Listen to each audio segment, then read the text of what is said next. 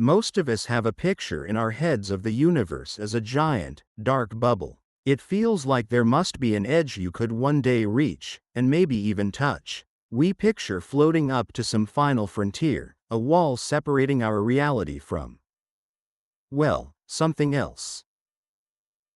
Welcome to the science for deep sleep. If this kind of calm exploration into the universe helps you unwind, consider liking the video and subscribing to the channel. And wherever you are right now, whether near an ocean, a forest, a city, or somewhere quiet in between, feel free to share where you're watching or listening from. But what if that entire picture is wrong? What if I told you that no matter how fast you travel, for how many billions of years, you will never, ever reach the edge of the universe? In this story, we'll find out why the true edge isn't a place you can get to, but a concept far stranger and more profound than any physical border. It's a journey that will challenge everything you think you know about space, time, and reality itself. What is the edge of the universe? It's one of those questions that feels both simple and absolutely massive. It speaks to our very human need to understand the boundaries of our world. We are explorers, after all. We're the species that crossed oceans, climbed mountains, and left footprints on the moon. So, it's only natural to look up at the night sky and ask, where does it all stop? The idea we usually fall back on is that of an explosion. The Big Bang happened at the center, and everything has been flying outward ever since. In that picture, the edge is just the fastest moving stuff from that initial blast, a wavefront pushing into an empty void. It's an easy idea to grasp, but it's one that completely crumbles when you look at what modern cosmology tells us. To really get why reaching the edge is impossible, we have to split the idea of an edge into two. The first is a boundary of perception, a limit to what we can see. This is the edge of the observable universe. It's a real, measurable horizon, but it's a horizon of information, not a physical wall. The second idea is the edge of the actual universe, all of it, everything that exists. And this is where things get truly mind-bending. For decades, our best science pointed to a startling conclusion: this second edge probably doesn't exist at all. But now, even that is being questioned. Our journey to understand this impossibility will take us from our own cosmic backyard to the farthest reaches of space and time. We'll have to get our heads around the stretching fabric of space-time, the shape of reality itself, and the dizzying concept of infinity. This isn't just a story about how big the cosmos is, it's a story about the rules that run the whole show. It's an exploration of how a finite beginning, the Big Bang, can lead to an existence that might be infinite or, as new discoveries are hinting, might be doomed to collapse back in on itself. So, get ready to leave behind that simple idea of a bubble in a void. The reality of the universe is far stranger, and way more magnificent. The journey begins. The familiar universe. Before we launch into the truly incomprehensible, let's ground ourselves in what we know. Our journey doesn't start in some abstract corner of space, but right here, on Earth, a small, rocky planet orbiting a pretty average star in a quiet suburb of the Milky Way galaxy. From our little world, the universe is a vast, dark canvas dotted with lights. These lights, the stars, seem impossibly far away, but they're our closest cosmic neighbors. The nearest star to our Sun, Proxima Centauri, is just over 4 light-years away. A light-year is the distance light zips across in a year, a journey of nearly 6 trillion miles. If you hopped aboard our fastest spacecraft, like the New Horizons probe that flew by Pluto, it would still take you tens of thousands of years to get there. And that's just the first step. Our Sun is one of maybe 200 to 400 billion stars that make up the Milky Way galaxy. This colossal, spinning spiral of stars, gas, and dust is about 100,000 light-years across.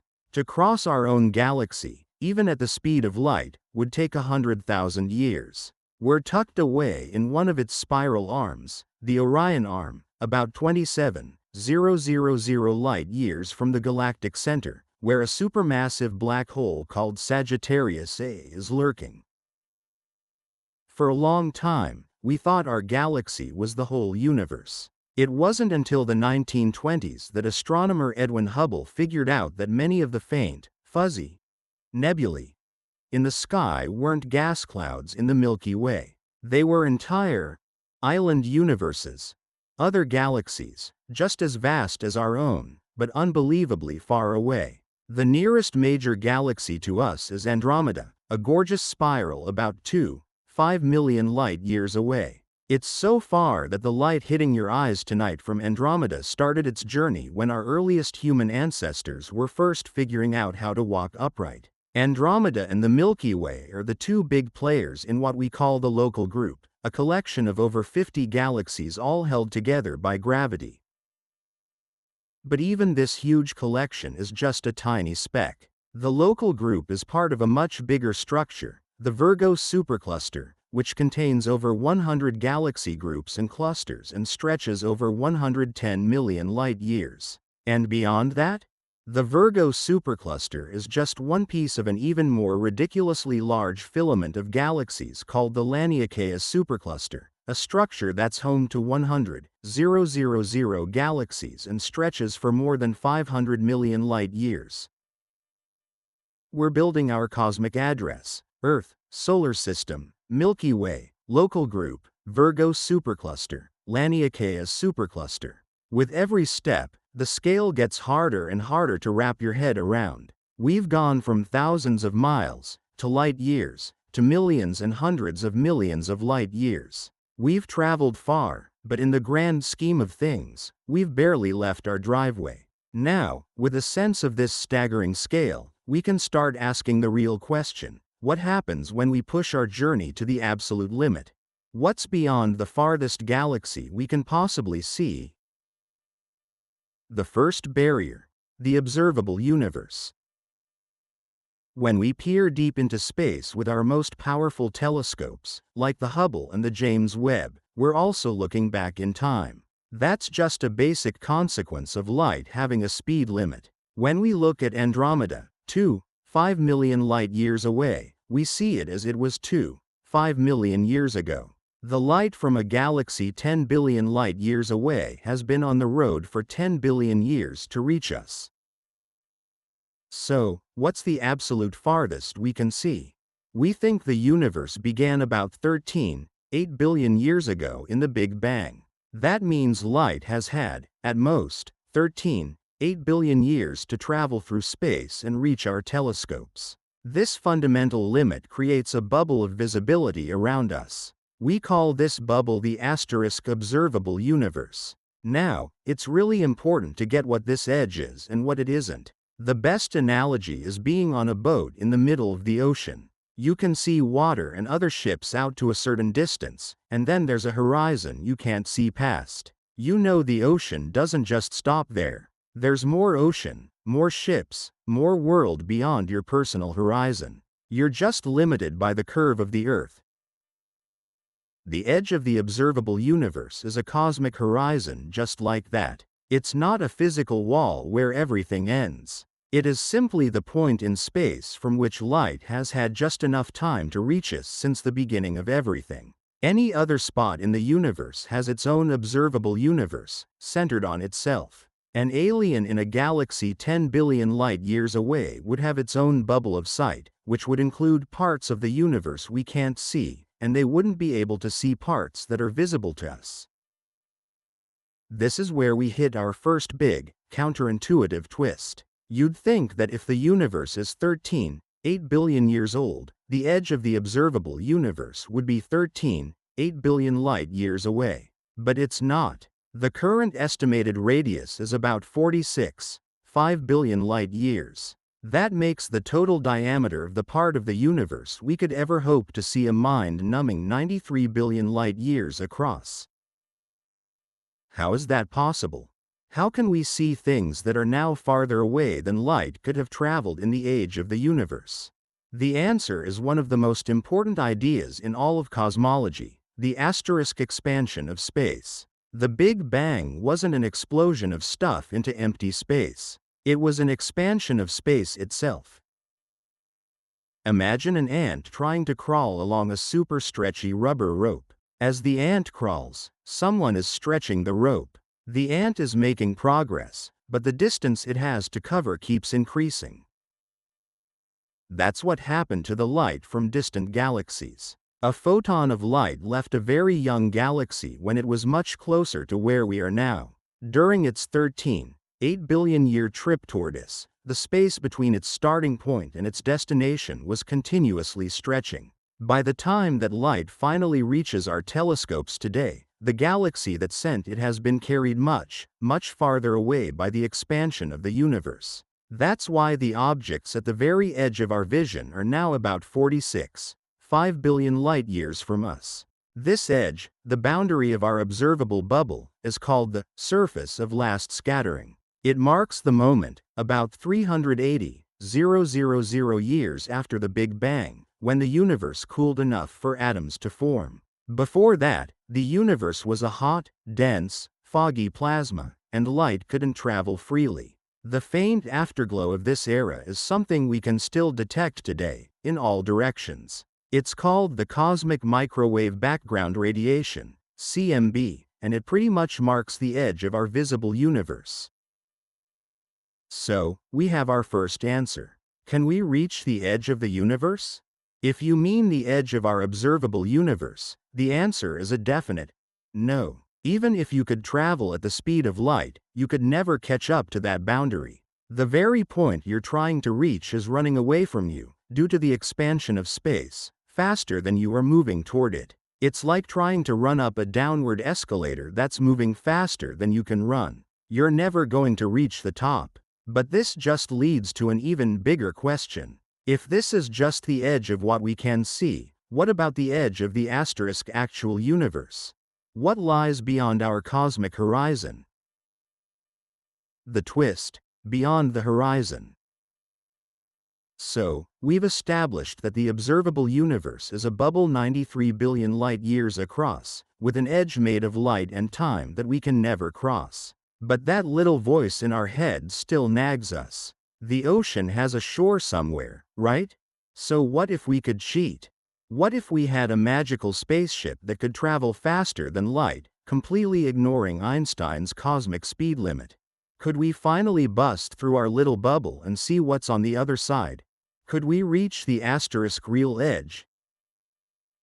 This is where we smack into the second, and much deeper, layer of impossibility. The problem isn't just our speed, the problem is the very fabric of reality. Space isn't just a static stage for things to happen on. It's a dynamic, expanding thing. And its expansion doesn't have a speed limit.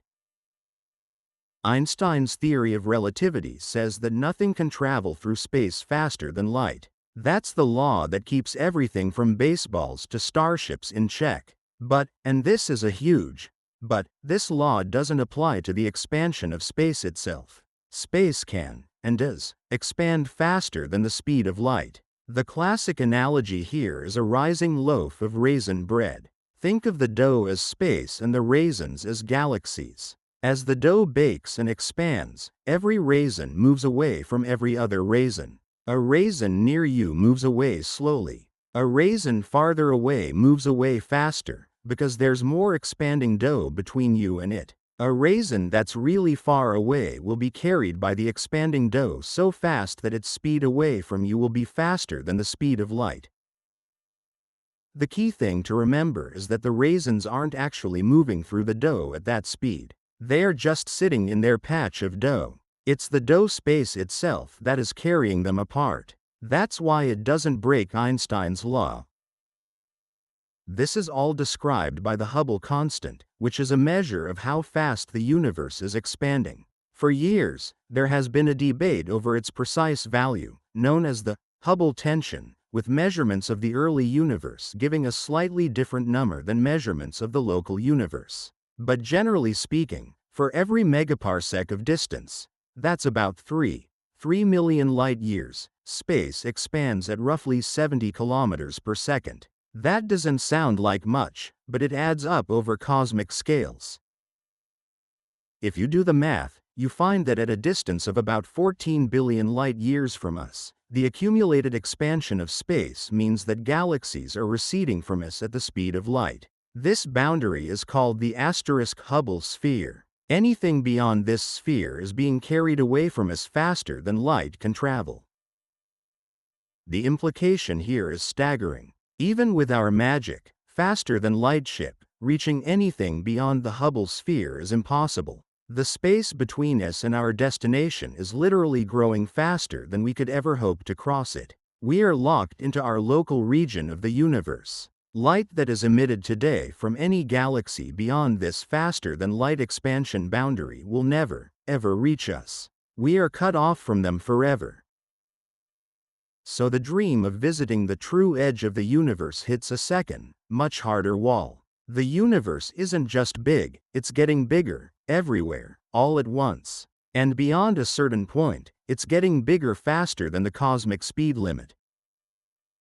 This reveals a profound truth: our cosmic horizon isn't just a thing of the past. There are galaxies we can see today whose ancient light started its journey billions of years ago, but those same galaxies have since been carried by expansion beyond our Hubble sphere. We are seeing their past, but their present is forever out of reach. We are watching ghosts. This still leaves us with the ultimate question, though. We've established that we can't get to the edge, but does a physical, ultimate edge even exist? To answer that, we have to go even deeper, into the very shape of the universe, where our most solid ideas have suddenly started to crack. The true nature of reality, the shape of the universe. We've been stopped twice. First by a horizon of light, second by the runaway expansion of space. But the core question won't go away: does the universe have an end? Does the whole thing, the entirety of everything, have a border?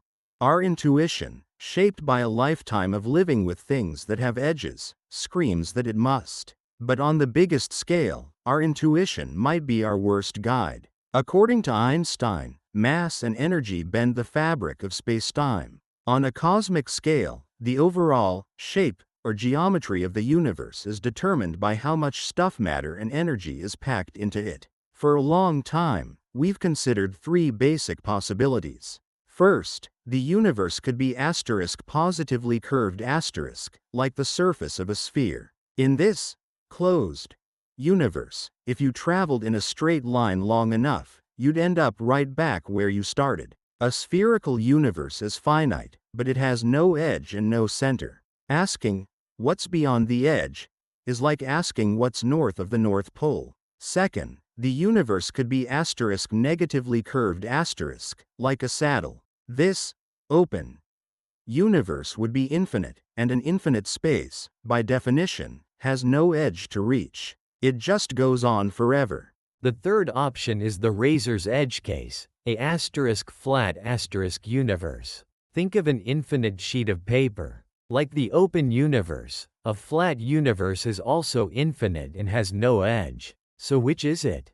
For decades, cosmologists have been measuring the geometry of space by looking at the cosmic microwave background, CMB, that ancient light from the Big Bang. And the results from missions like the Planck satellite were astonishing. To the best of our ability to measure, the universe is almost perfectly flat. This strongly suggested that the universe is infinite. It became the standard model of cosmology. But science never really stands still. And very recently, our picture of the cosmos has been thrown into beautiful, productive chaos.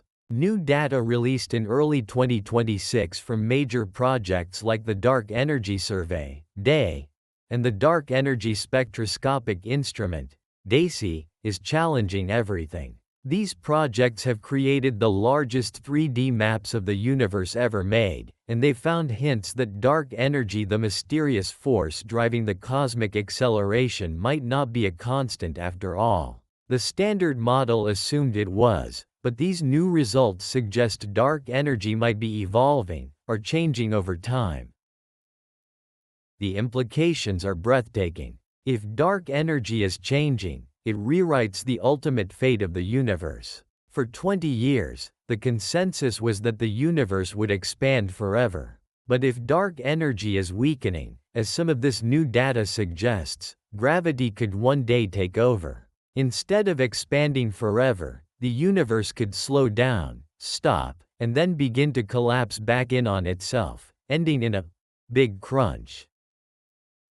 This means the universe might not be an infinite flat sheet after all. It could be a closed, spherical universe, just one so mind-bogglingly enormous that our entire observable patch looks flat, the same way the Earth looks flat from where you're standing. We thought we had the answer, but now, the possibility that the universe is finite, closed, and doomed to end has been put back on the table by real data. The book isn't closed. In fact, a thrilling new chapter has just begun. The philosophical implications. We have journeyed from our home planet to the edge of sight, and from there into the very shape of a reality we thought was infinite, only to find that it might be finite after all. The conclusion is as stunning as it is magnificent. We are trapped. Trapped not by walls, but by the fundamental laws of physics. We are prisoners of the speed of light and the changing, stretching fabric of space-time. We live in a finite bubble of observation, adrift in an ocean that might be an endless expanse, or might be a closed loop with a definite end. This realization can be deeply unsettling. It can spark a kind of cosmic vertigo, a feeling of total insignificance. If the universe is infinite, what are we? If it's finite and will one day collapse, what was the point? Either way, we seem to be less than a single grain of sand on a cosmic beach. That feeling, that existential dread, is perfectly natural. But maybe we're looking at it the wrong way. Perhaps the impossibility of reaching an edge and the new uncertainty about our ultimate fate is not a cosmic prison sentence, but a source of profound wonder. The fact that we can even think about these ideas is a miracle. From our tiny, fragile world, we have used reason, math, and observation to deduce the nature of reality on its grandest possible scale. We have measured the afterglow of creation, we have mapped the geometry of space-time, and now we are watching, in real time, as our most fundamental theories are being tested and rewritten. That is not a sign of our insignificance, it is a testament to the extraordinary power of the human mind. We may be physically stuck in our little corner of the cosmos, but our thoughts are free to roam the entire expanse of space and time. The universe's immensity doesn't have to make us feel small. It can lift us up.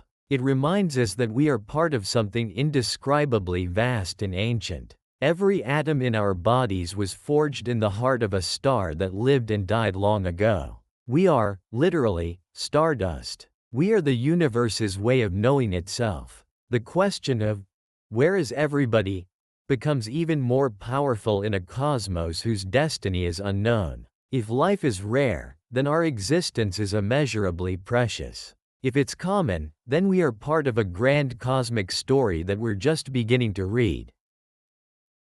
So, the impossibility of reaching the edge isn't a story of limitation. It's a story of perspective. It forces us to look inward as well as outward. It teaches us that the most important frontiers may not be out there in the sky, but within ourselves, the frontiers of knowledge, compassion, and creativity. We may never touch the edge of the universe, but we can touch the lives of those around us. We can explore the infinite universe of ideas. We can find meaning not in conquering the cosmos, but in understanding our place within it, however that story ends.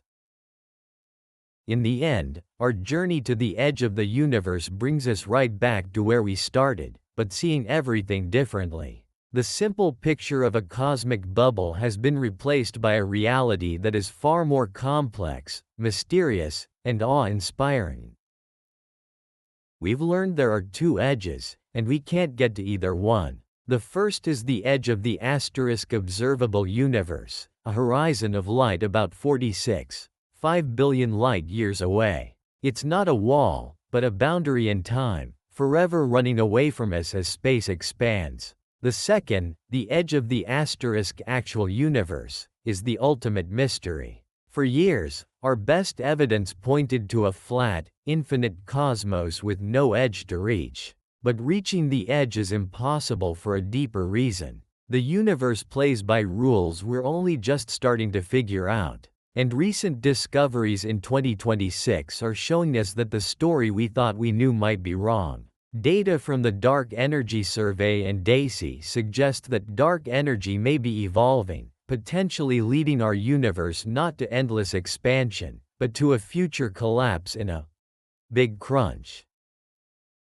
This means the final answer to why we can't reach the edge might not be because it's infinite, but because it's a closed loop. The true edge of the universe isn't a destination. It's a concept, a limit of our sight, and the frontier of our understanding, a frontier that is shifting right now.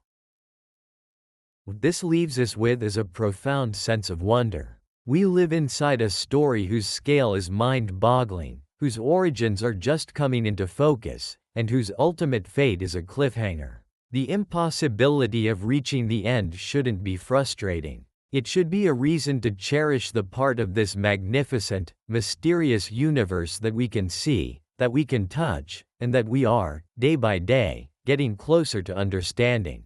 Part 2. The difference between the universe and the observable universe. If you could step outside tonight and look up for long enough, it would be easy to feel like the universe is something you could, at least in theory, cross. Not quickly, of course. Not in a human lifetime. But maybe given enough time, enough patience, and a ship fast enough to survive the dark, you could keep going. Past the moon, past the planets, beyond the stars of the Milky Way, out through the scattered islands of other galaxies, and eventually toward some final boundary. Some quiet outer shore where everything ends. That picture feels natural. It fits the way our minds like to imagine big things. We imagine a room with walls, an ocean with a coastline, a country with a border. So when we hear the word universe, we instinctively imagine one vast container. And if it is a container, then somewhere, however unimaginably far away, there must be an edge. But this is where one of the biggest confusions in all of cosmology quietly begins. Because when most people say, the universe, what they are often really picturing is something much smaller, and much stranger. They are picturing the observable universe. And those two things are not the same. This difference matters more than it first appears.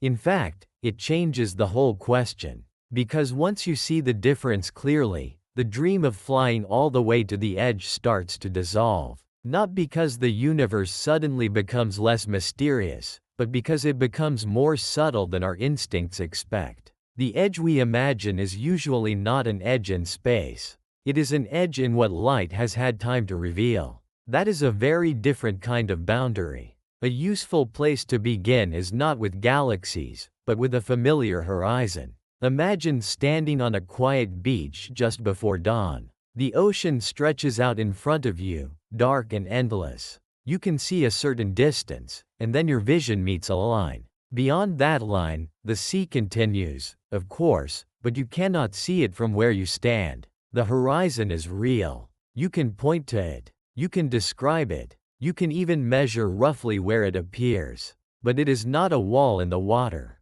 It is a limit created by your position. Now imagine stepping onto a ship and sailing toward that horizon. Does the horizon get closer to becoming a place you can reach?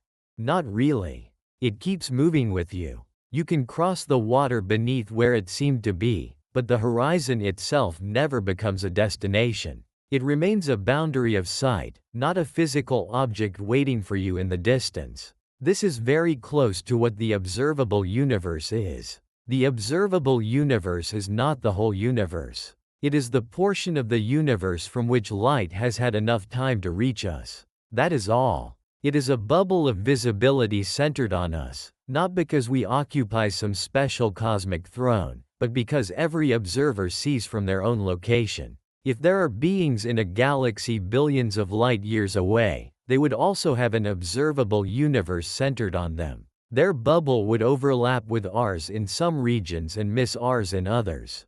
From their sky, the cosmos would be arranged around their own horizon of visibility, just as ours is arranged around ours. So the observable universe is local in a very deep sense. It is not the universe as it is in total. It is the universe as it can be seen from here. And here is where light quietly takes control of the story. Light does not travel infinitely fast. It moves at a finite speed, the fastest speed allowed by nature, but still finite. This means that to look far away is always to look back in time. The moon is not seen as it is at this exact instant, but as it was about a little over a second ago. The sun we see is about 8 minutes old. When you look at Jupiter, you are seeing it as it was tens of minutes ago, depending on where it is in its orbit. And when you look toward a distant galaxy, you are not seeing something current in the everyday sense. You are seeing ancient light, light that began its journey long before human civilization, long before agriculture, sometimes long before humans existed at all. Andromeda, the nearest major galaxy to our own, is about 2.5 million light-years away. So the light arriving from Andromeda tonight began its journey when early human ancestors were walking the Earth. More distant galaxies show us a younger universe still. The farther out we look, the farther back we go.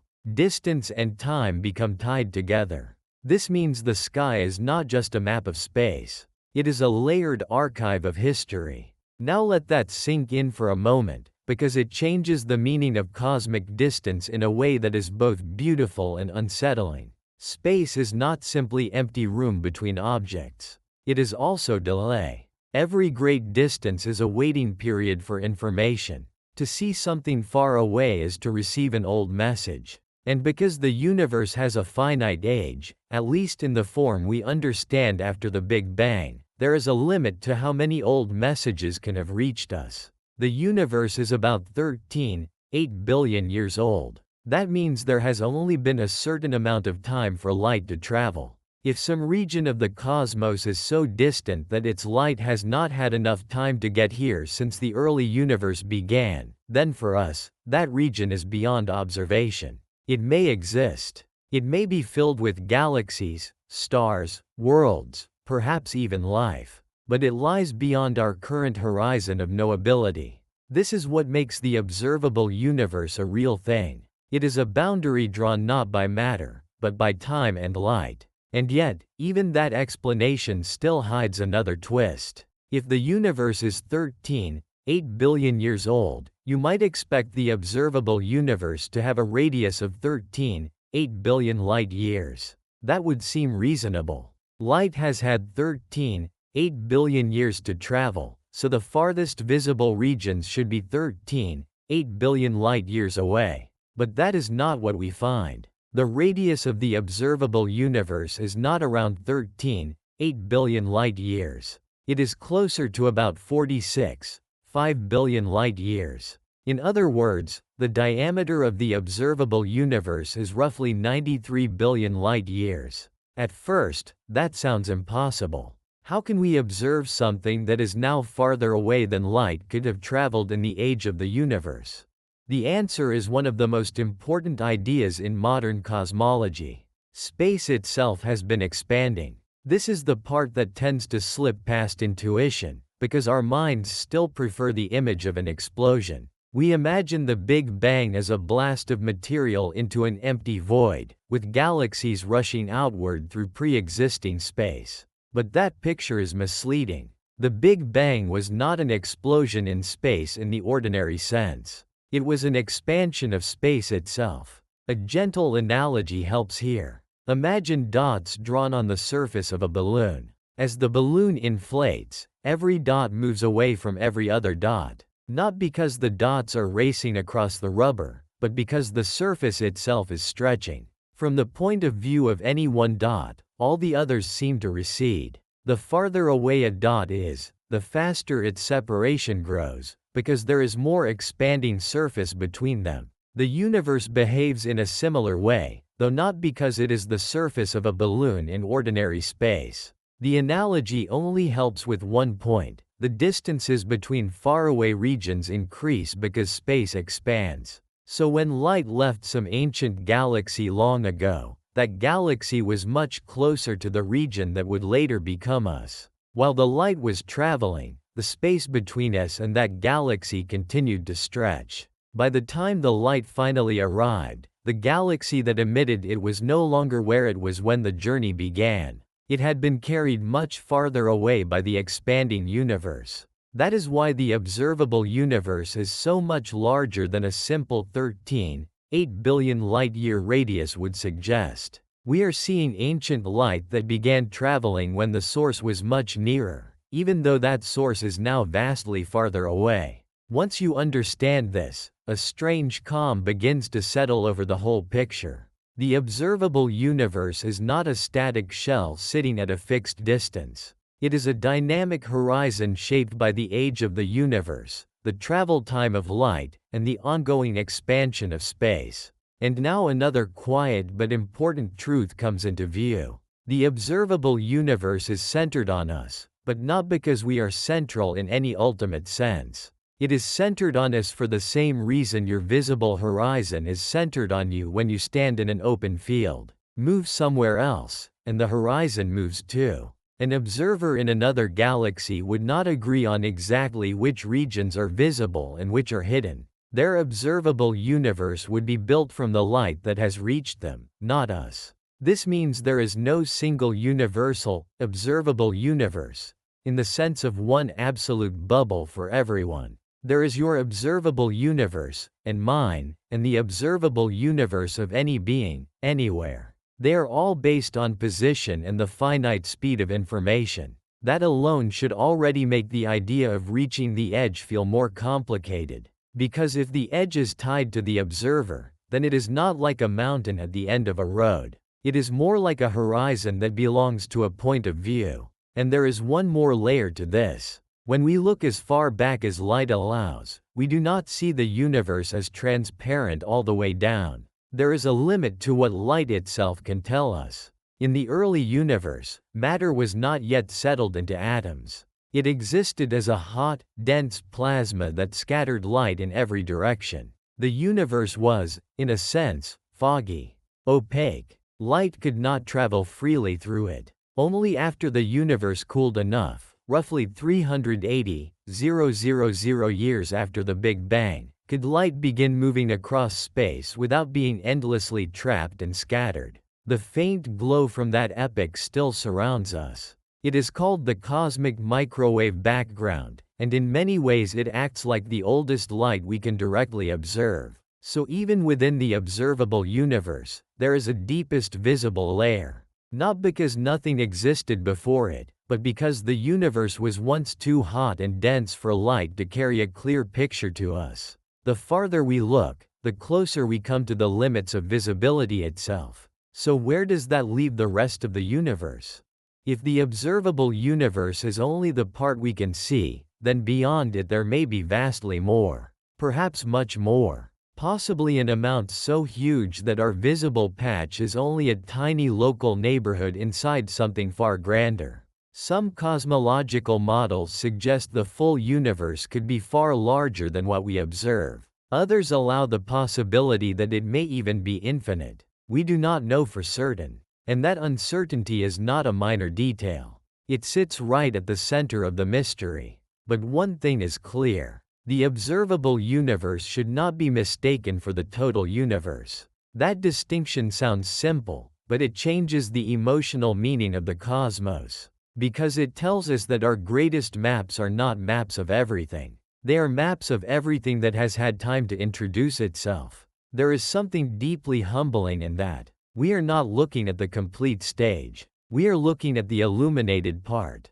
And that also changes what it would mean to travel. Suppose, just for a moment, that you had a ship capable of surviving indefinitely. Suppose you could move out across unimaginable distances, through clusters and filaments, away from the Milky Way, away from everything familiar. You might think that with enough time, you could one day arrive at the edge of the observable universe and cross it. But what would really happen is stranger. As you move, your observable universe moves with you. You would not arrive at some fixed cosmic border and step beyond it. Instead, new regions would come into view from your new location, while others would fall away behind you. The horizon would not be something you touched. It would be something defined by where you are. You would carry it with you, the way a traveler carries a horizon across a desert. This is one of the reasons reaching the edge is harder than it sounds. The edge people imagine is usually not a fixed place waiting in the dark. It is a shifting limit of observation, always tied to an observer, always shaped by light, time, and position. That makes it no less real. In some ways, it makes it more profound. Because a wall is easy to understand, a wall simply blocks you. But a horizon of information is stranger than a wall. It tells you something exists beyond your reach, while refusing to show it. It is not just a barrier. It is a reminder of incompleteness. And perhaps that is why this idea lingers in the mind so strongly. The observable universe is both intimate and enormous. It is centered on us, yet says nothing special about us. It reveals a cosmos of stunning scale, while quietly admitting that even this is not the whole thing. It gives us a boundary, but not the kind we expected. If you are enjoying this slow journey through the deeper structure of the cosmos, you can gently support it with a like, or subscribe if you want more of these calm explorations in the nights ahead. And if you feel like sharing, I'd love to know where in the world you're listening from tonight. There is another subtle comfort in all this. It reminds us that science is not just a collection of answers. It is a method of learning how large our ignorance really is. The observable universe is one of the clearest examples of that. It is a triumph of understanding, and at the same time, a confession of limit. We know enough to describe the boundary. We do not know enough to see beyond it directly. That balance between knowledge and mystery is, in many ways, the true mood of cosmology. So when someone asks, how big is the universe? There are really two different questions hidden inside. One is, how big is the part we can observe from here? That question, astonishingly, has a meaningful answer. Roughly 93 billion light-years across. The other is, how big is everything, beyond what light has had time to show us? And that question is still open. The first question gives us the observable universe. The second points toward the universe itself. And they are not the same thing. If the whole universe is larger than the observable part, then most of reality may already lie outside our view. Not because it is supernatural. Not because it is forbidden. But simply because information takes time, and time has limits. The darkness beyond our horizon is not necessarily empty. It may be full beyond imagination. It may hold more galaxies than all the ones we can see. More stars than the mind can comfortably picture. More ancient light still on its way, crossing distances so vast it has not yet had time to arrive. And this is where the question of the edge begins to transform. Because the more carefully we look, the less the edge resembles a cliff at the end of existence. It begins to look more like a veil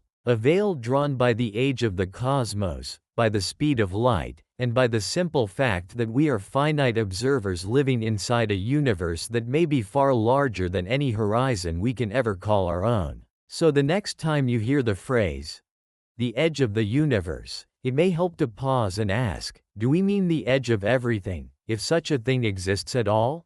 Or do we mean the edge of what can be seen from here? That distinction is the beginning of the real story.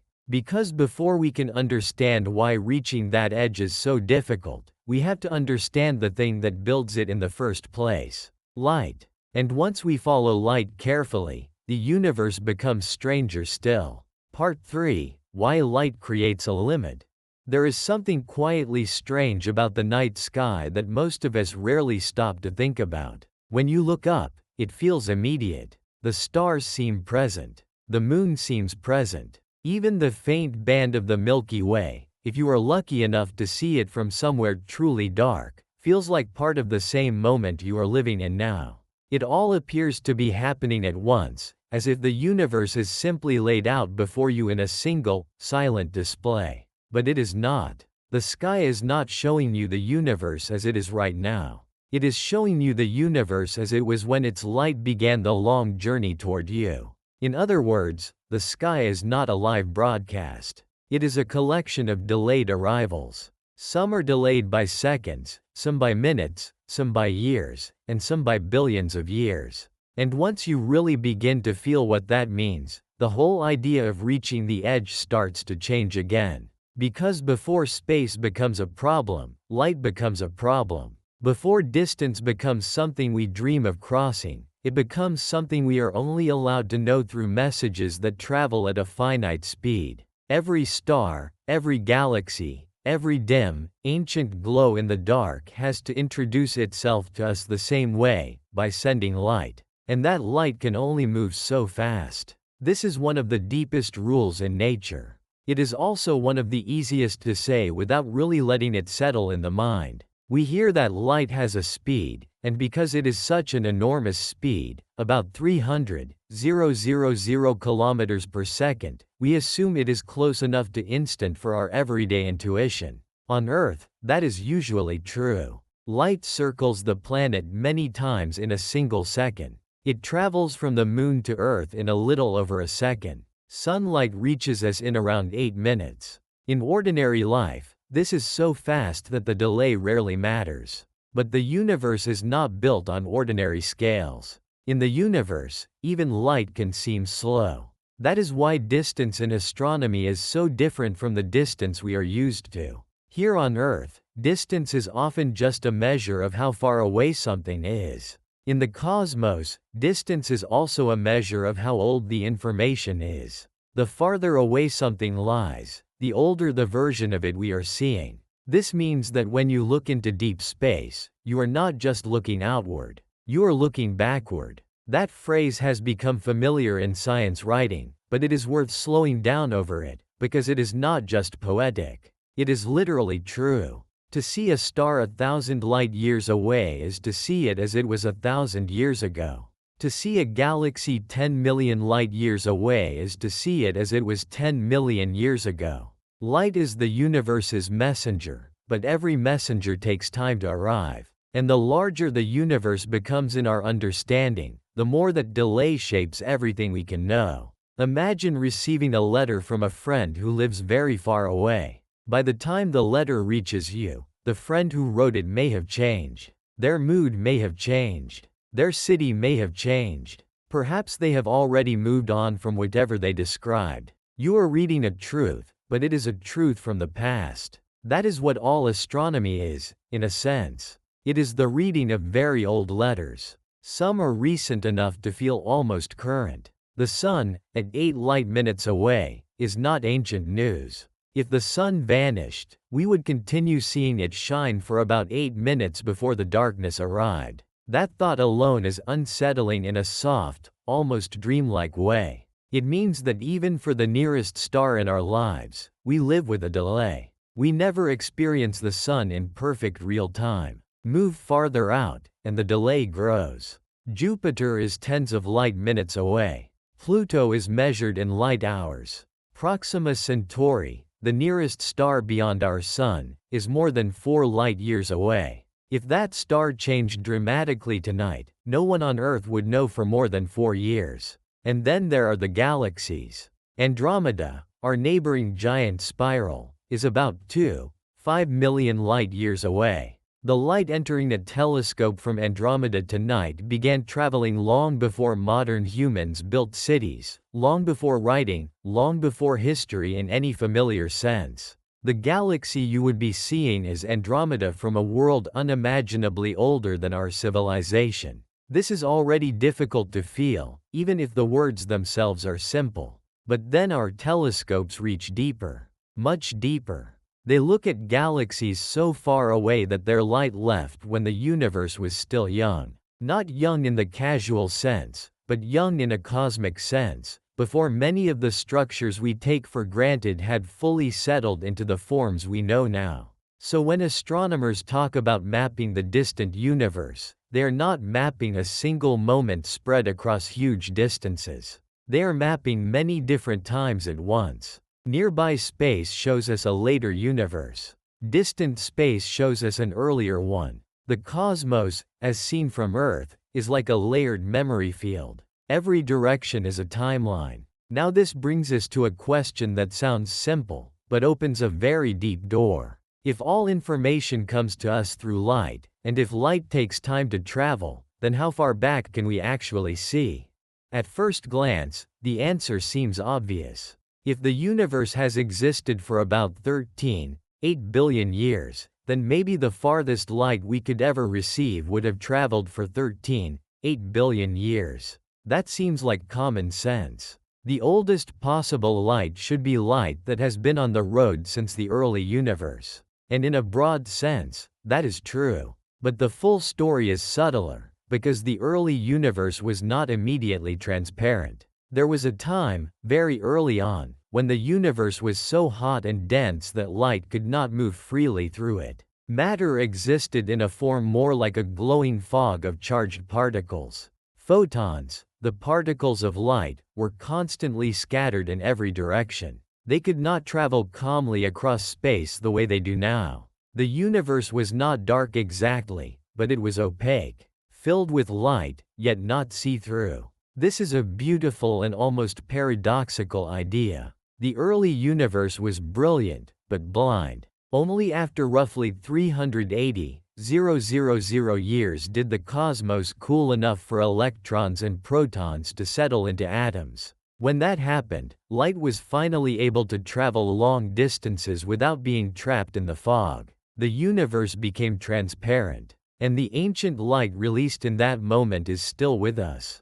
It fills the cosmos even now as a faint afterglow known as the cosmic microwave background. This light is incredibly important, not just because it is old, but because it marks a kind of visual beginning. It is the oldest light we can directly observe. When we detect it, we are seeing the universe not in its absolute first instant, but at the earliest moment when light could move freely enough to carry a usable picture. So even our deepest sight has a limit. Not because nothing existed before that light, but because light itself could not yet serve as a messenger from earlier times. That is a profound restriction. It means there are moments in cosmic history we cannot observe directly with ordinary light, no matter how powerful our telescopes become. There is a curtain there, not because our instruments are weak, but because the rules of the early universe prevent those earlier moments from reaching us in the same way. And that curtain helps explain why light creates a limit. The limit is not simply about how far things are. It is about whether their light has had enough time, and whether it was even able to reach us at all. This is where the universe begins to resemble not just a physical place, but a conversation unfolding across extreme delay. Some messages have arrived. Some are still traveling. Some may never arrive. Some were never able to form in a visible way from our point of view. The cosmos is not just large. It is staggered in time. Now, if you sit with this for a while, another odd consequence appears.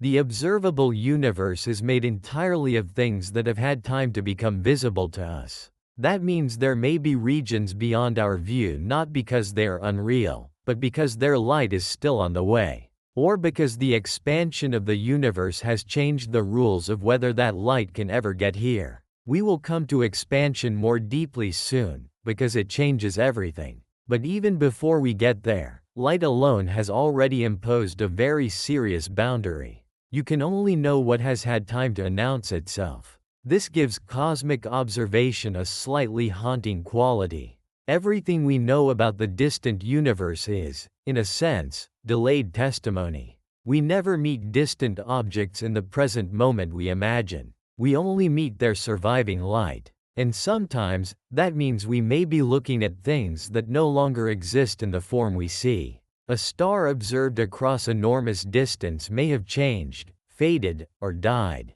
A galaxy seen in youth may now be far older and more structured than the one whose light we receive. In some cases, the object that sent the light may be so transformed that the image arriving now is like a childhood photograph of something ancient. This gives astronomy a special kind of tenderness. It is a science of presence, but also of absence. We see what was, not quite what is. The farther we look, the more the universe becomes an act of remembering. There is also something humbling in the fact that light, despite being the fastest thing we know, still cannot rescue us from cosmic delay. It is not enough for an object to exist. Its information has to arrive. Reality may already extend far beyond our awareness, wrapped in darkness not because it lacks light, but because the light has not reached us yet. This is very different from the way we imagine hidden things in everyday life. On Earth, when something is hidden, it is usually behind something else, or too small, or too dim, or simply not in our line of sight.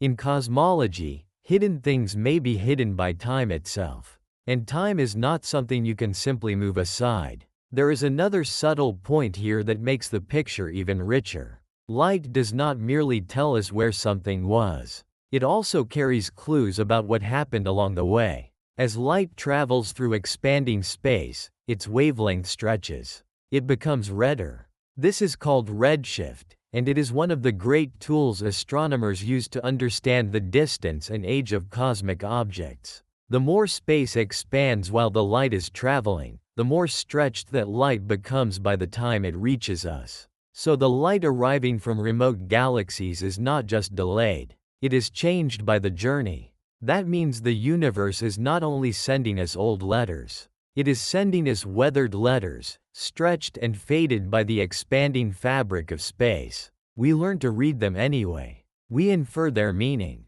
We reconstruct the distant past from altered signals. This is one of the reasons cosmology can feel both exact and mysterious at the same time. The data is real. The message is real. But reading it requires patience, imagination, and care. At this point, it becomes easier to understand why the phrase, "the edge of the universe," can be misleading. Because what we often mean by edge is simply the farthest light that has reached us. And that is not the same as a physical ending. It is only the current limit of the visible conversation. Think again of being in a valley at night, surrounded by mountains, while distant voices echo from far away. You hear some voices clearly.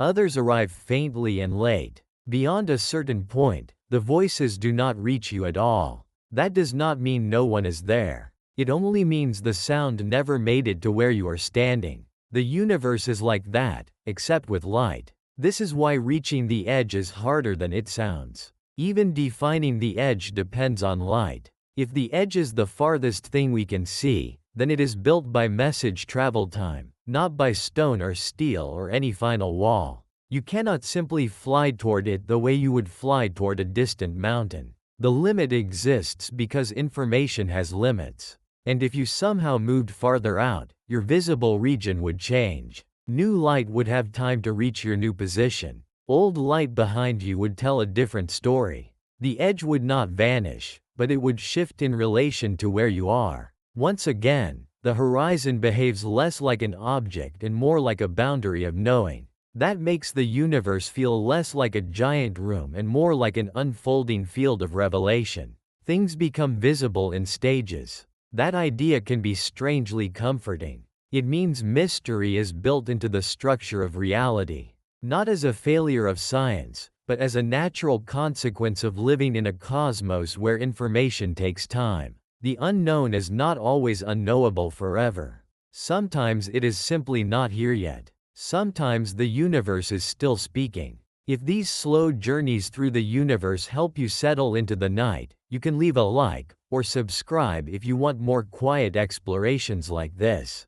And if you feel like it, tell me in the comments what part of the cosmos feels most mysterious to you: the beginning, the farthest distance, or the idea that we are always looking into the past. There is also a quiet emotional shift that happens once you really understand that light creates a limit. The stars stop feeling like decorations. They become histories. The galaxy becomes not just a place, but a layered archive. Even the dark between galaxies feels different, because it is no longer just emptiness. It is crossing time. It is the waiting room of information. Light spends ages there, moving faithfully, carrying news from one epoch to another. When you look up after understanding this, the sky can feel deeper, but also calmer. Not because it has become less strange, but because the strangeness has a kind of order to it. The delays are lawful.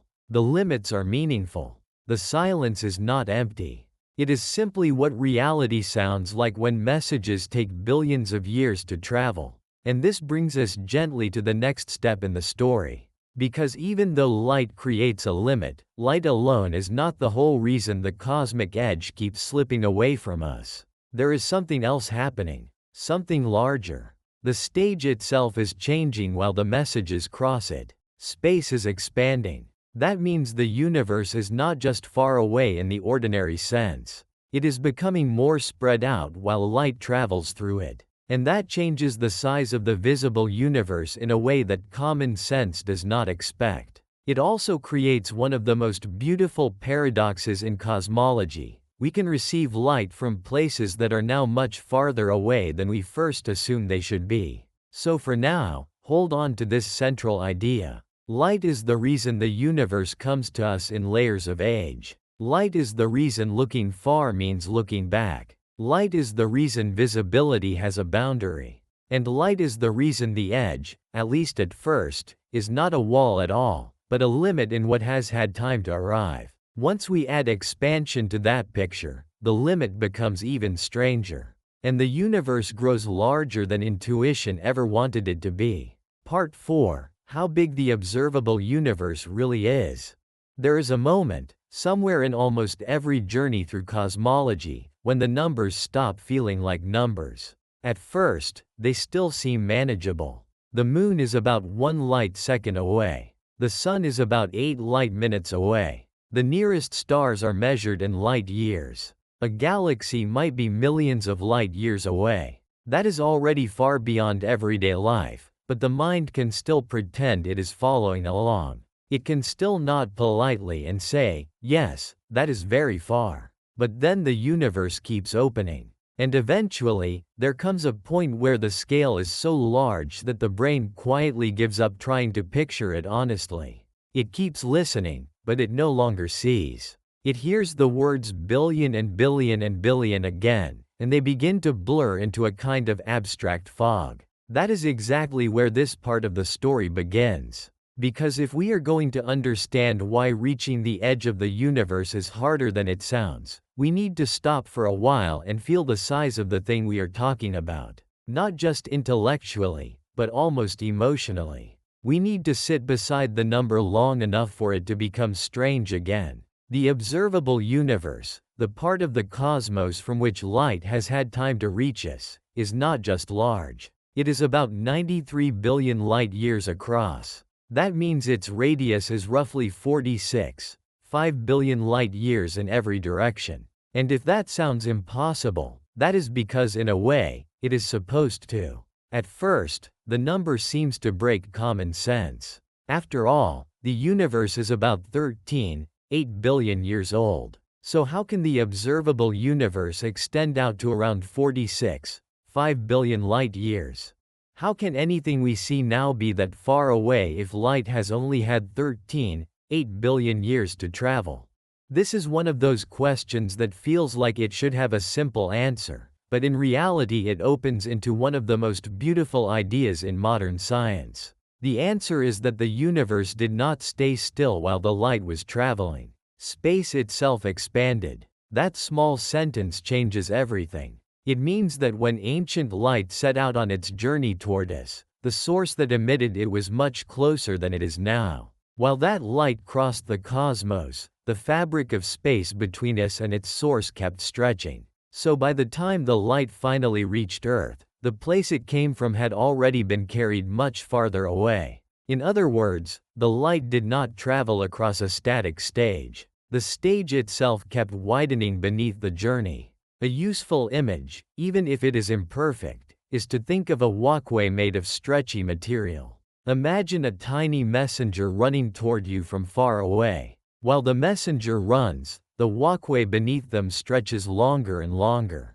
The messenger is moving faithfully in your direction the whole time, but the distance between where they started and where they are now is growing. When they finally arrive, the place they came from is much farther away than it was when they began. That is what happened to the oldest light we can detect. And that is why the observable universe is so much larger than 13.8 billion light-years. This is where the universe begins to separate itself from everyday intuition in a very serious way. In ordinary life, distance feels fixed. If your house is 10 kilometers away, it stays 10 kilometers away unless you move. But in cosmology, the distances between very distant objects can change because space itself changes. Not the objects flying through space in the ordinary sense, but space expanding between them. So when we say a very distant region of the observable universe is now around 46.5 billion light-years away, we do not mean light traveled that full distance through a quiet, unchanging void.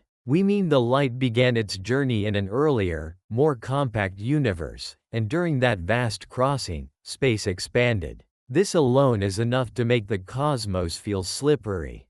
Distances are real, but they are not simple. The meaning of how far something is depends on when you ask. And that, quietly, is one of the reasons reaching the edge is so difficult. The destination itself changes while the journey is happening. But before we go deeper into that, it helps to slow down and let the scale settle in. 93 billion light-years across. What does that really mean?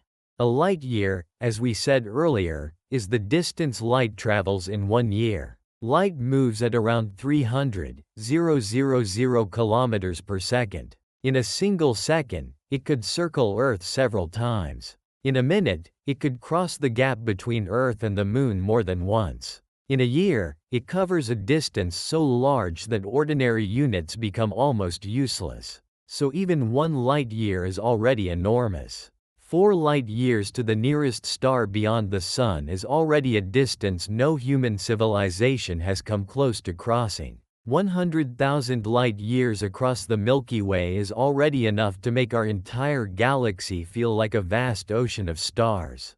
2.5 million light-years to Andromeda already moves us into the realm where even galaxies become neighbors only in the loosest sense. But 93 billion light-years across is something else entirely. It is not just bigger than a galaxy. It is bigger than all the clusters, filaments, voids, and superclusters we usually speak about with such awe.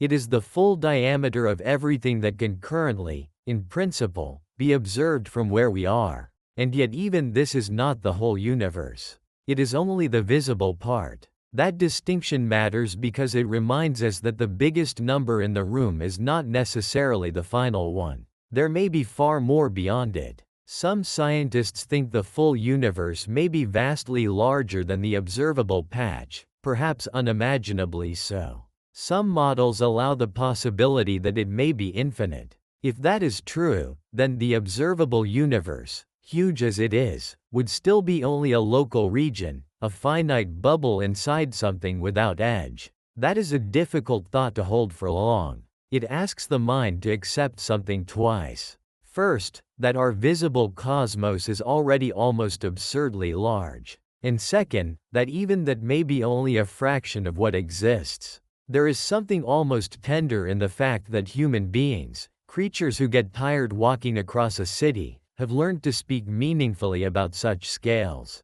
But maybe the most interesting part of this is not just the size itself. It is the way that size behaves. Because the observable universe is not like a museum you could one day finish walking through. It is not a fixed collection of rooms waiting for you to explore them in order. It is a moving horizon created by time, light, and expansion. The farther out you look, the older the light becomes. The older the light becomes, the earlier in the universe's history you are seeing. And because space has expanded during that time, the current distance to those ancient sources can be much larger than simple arithmetic would suggest. This is why cosmology often feels less like navigation and more like interpretation. You are not simply asking, how far away is that object? You are also asking, how far away was it when the light left? How much did space expand while the light traveled? And what does far away even mean when the geometry of the universe changes over time? These are not the kind of questions the human brain evolved to handle while picking fruit or crossing rivers. And yet here we are, trying to imagine them anyway. One quiet way to feel this scale is to shrink ourselves back to something familiar and then slowly expand outward. Imagine Earth as it is in your daily life. Cities, oceans, clouds, mountain ranges, quiet neighborhoods, windows glowing at night. Then step back far enough to see the whole planet at once, blue and white in darkness. Step farther, until Earth becomes one world among the planets circling the Sun. Step farther still, until the solar system becomes a tiny, dim arrangement inside the Milky Way. Then pull back until the Milky Way itself becomes one soft spiral among trillions of other galaxies spread through the observable universe. Even that is still not enough, because what we call the observable universe is not simply a pile of galaxies scattered randomly in emptiness. On the largest scales, matter gathers into a kind of cosmic web. Galaxies form groups. Groups form clusters. Clusters connect along filaments that stretch across enormous distances, leaving behind vast voids where very little matter resides. The universe, on its grandest visible scale, is not a smooth mist. It has structure, texture, giant threads and dark gulfs. And all of that, the full visible web of it, fits inside this bubble around us that is about 93 billion light-years across. There is something deeply calming, strangely enough, in knowing that the night sky hides that much architecture behind its silence. When you stand under the stars, you do not see the web. You do not see the ancient background glow with your eyes. You do not feel the expansion of space directly. But it is all there, quietly shaping the reality you are standing in. And when we say, the edge of the observable universe, we are not speaking of a wall made of matter. We are speaking of the farthest distance from which light has been able to reach us since the universe became transparent.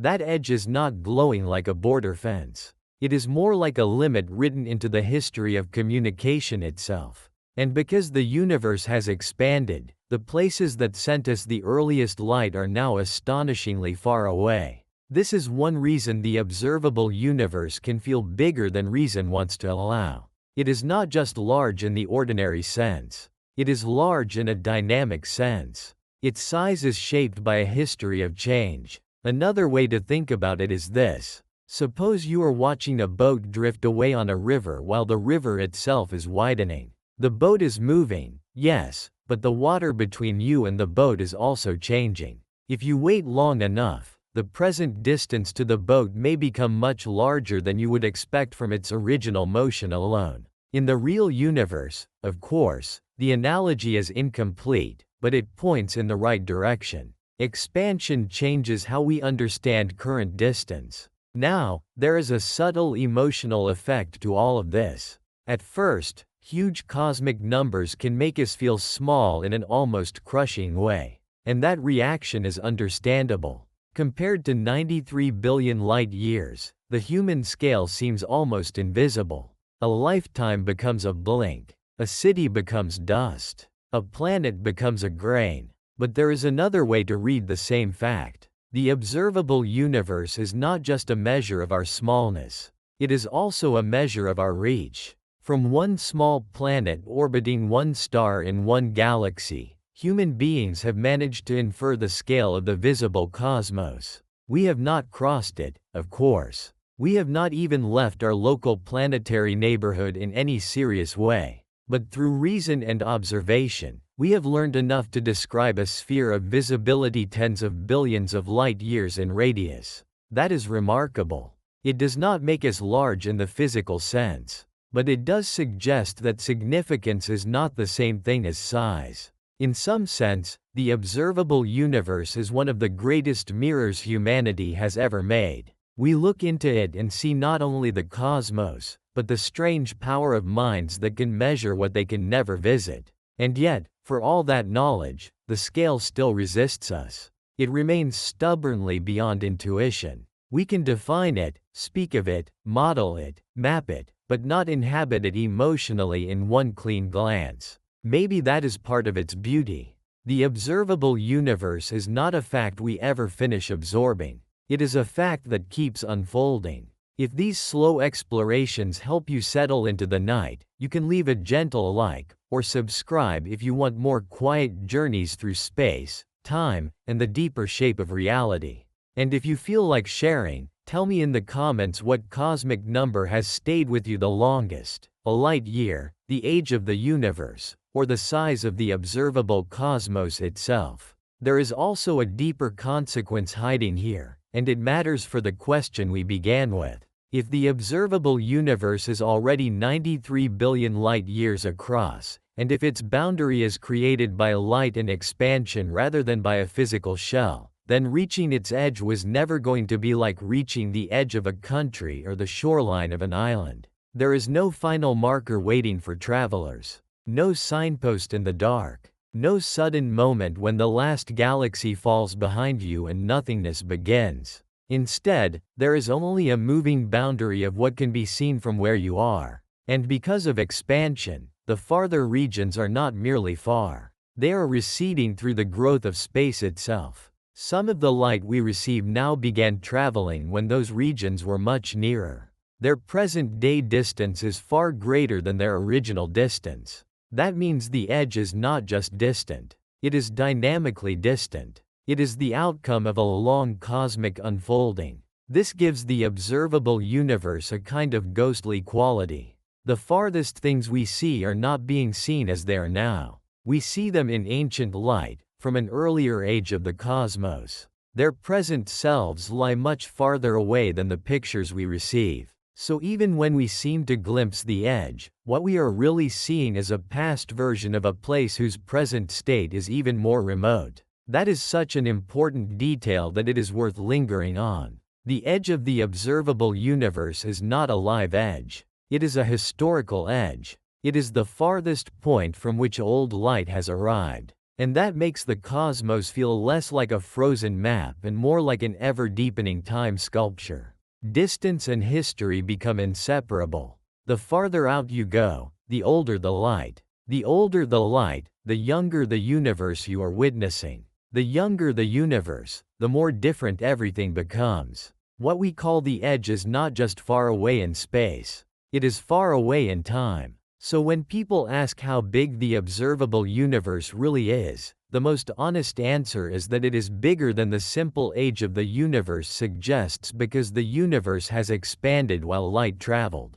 Its radius is about 46.5 billion light-years, its diameter about 93 billion light-years, and even that vast domain is only the portion of reality that has become visible to us. That answer is scientific, yes, but it also carries a quiet philosophical weight. It tells us that visibility is not the same as totality. It tells us that present distance and travel distance are not always the same thing. And it tells us that the sky above us is not merely full of objects, but full of timing. Every point of light is part of a long-delayed arrival.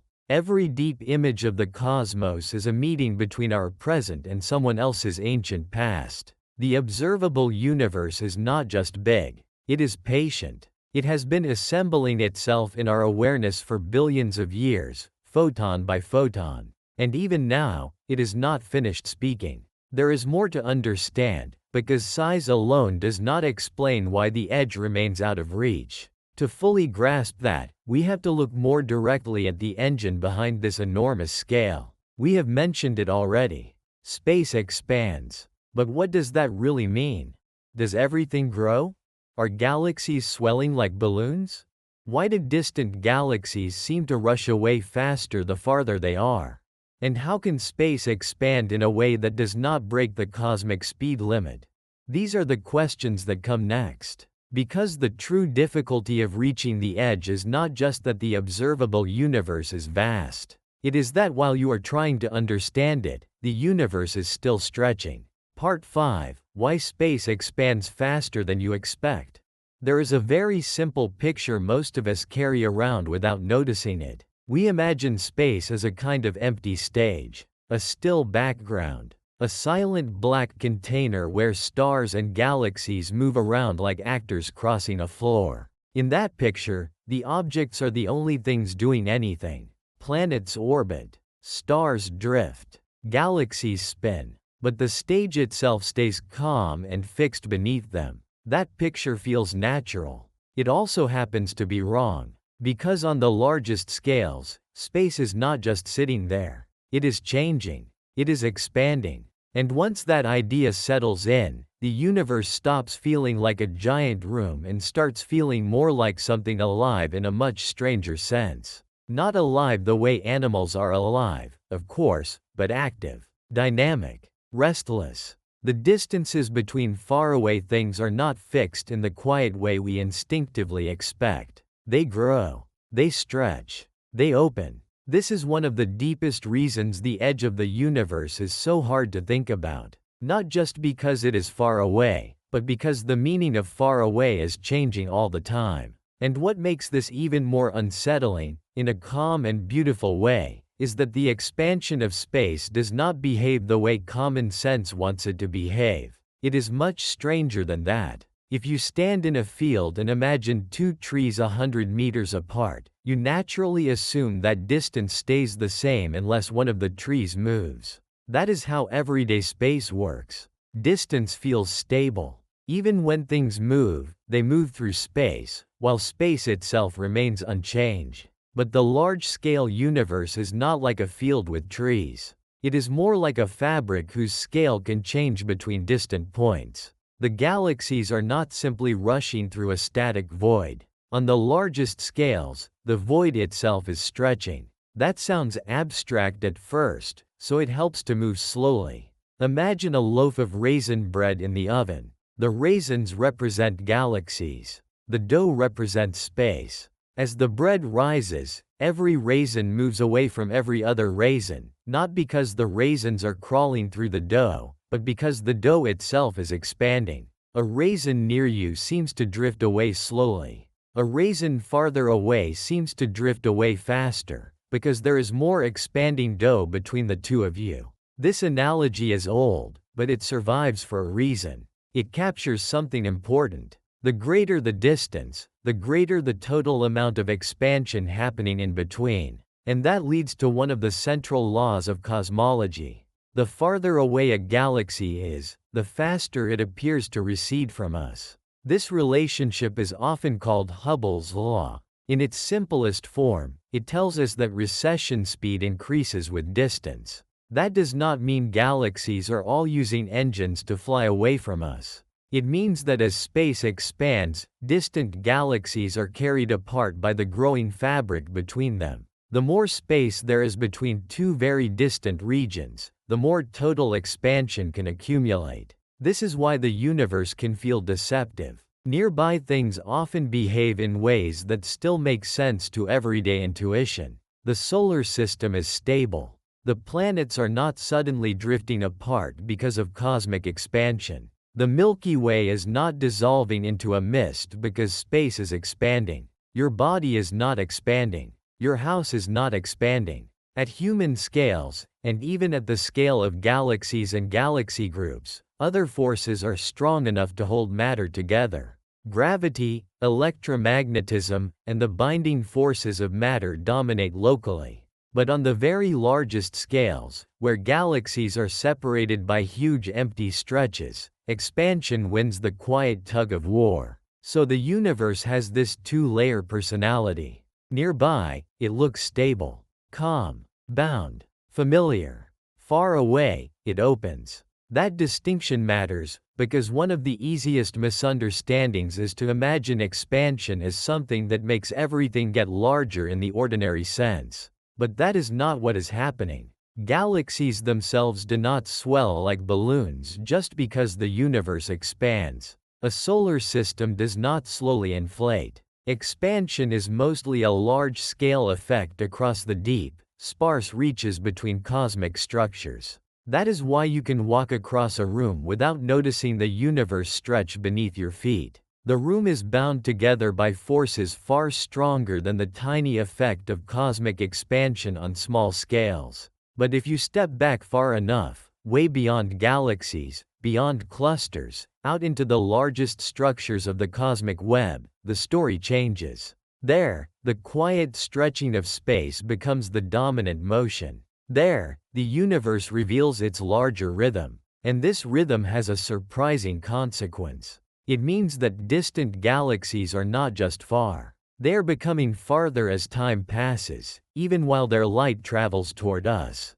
That is why the size of the observable universe is so much larger than the age of the universe seems to allow. Ancient light began moving toward us from a younger, smaller cosmos. But while it was traveling, space itself expanded, carrying the source much farther away. So by the time the light arrived, the source was no longer where it had been when the journey began. This is where distance becomes slippery. When we ask how far away something is, we need to be careful what we mean. Do we mean how far away it was when the light left?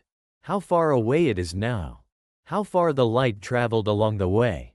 In everyday life, those questions would all have nearly the same answer. In cosmology, they can be very different. And this is exactly why reaching the cosmic edge becomes so difficult to imagine honestly. The destination is not sitting still while you approach it. The distances themselves are changing as part of the structure of the universe. Now there is another part of this story that often surprises people even more. Because once expansion is understood as the stretching of space, a natural question appears. If the farther away something is, the faster it recedes, then what happens at very great distances? Does the recession speed just keep increasing without limit? In a sense, yes. And that means some very distant galaxies recede from us faster than the speed of light. At first, that sounds like a violation of everything we have been taught. Isn't the speed of light the ultimate limit? Isn't nothing allowed to go faster than light?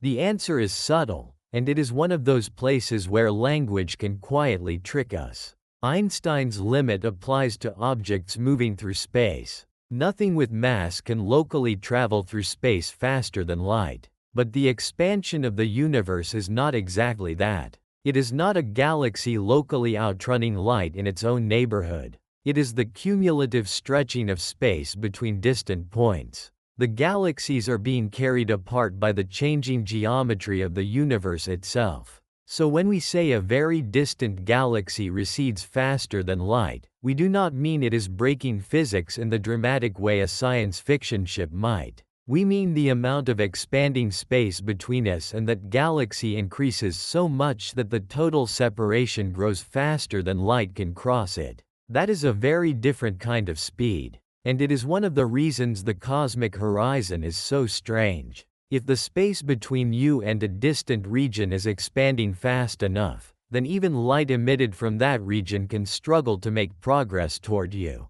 In some cases, light that is moving toward us may still end up farther away overall because the universe expands so much while it travels. It is a bit like trying to swim upstream in a river whose current grows stronger the farther out you go. You may still be swimming in the right direction, but beyond a certain point, the river wins. That image is not perfect, but it points toward the truth. Expansion can overpower intuition. It can make motion toward us fail to reduce distance in the way we would expect. This is why space expands faster than most people imagine. Not because the local stretching is dramatic where we live, but because across vast enough distances, even a gentle rate of expansion adds up into something enormous. A small rate spread across enough emptiness becomes a huge effect. That is one of the recurring lessons of cosmology. Small laws, applied over immense scales, become astonishing realities.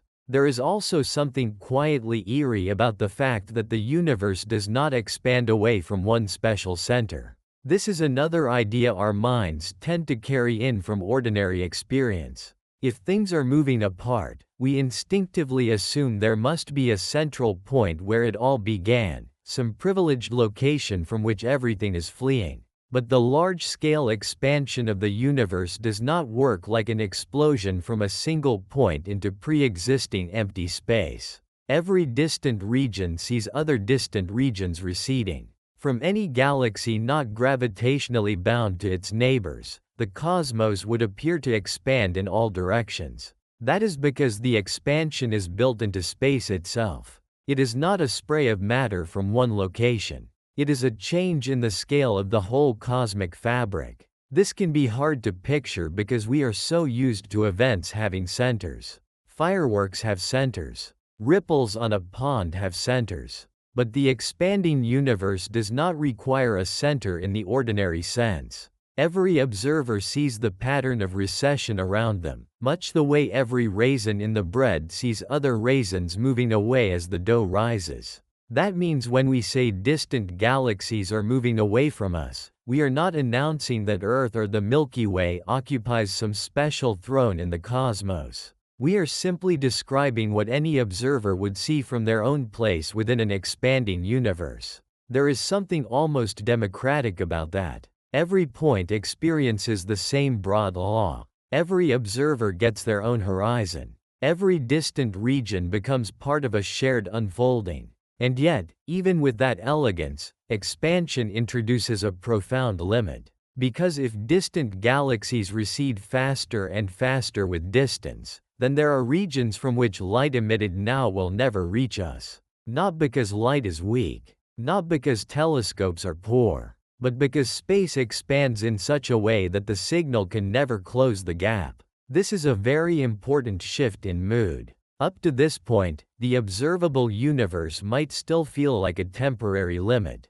You might think that perhaps if we waited long enough, more and more of the universe would eventually reveal itself, and the hidden parts would gradually join the visible conversation. But expansion complicates that hope. Some light from the distant past reaches us now because it began its journey when conditions were different, when the geometry of the universe allowed that old message to make progress toward us. But not all messages emitted today will enjoy the same fate. Some present-day signals from very distant galaxies are effectively cut off from us forever. Their future light will never arrive. That means the universe is not only revealing itself. In some ways, parts of it are slipping beyond contact. We are seeing the ancient light of certain galaxies even while their current state recedes into permanent inaccessibility. That is such a haunting idea that it deserves to be held gently. There are galaxies whose old light still reaches us, while their present selves are already beyond any hope of exchange.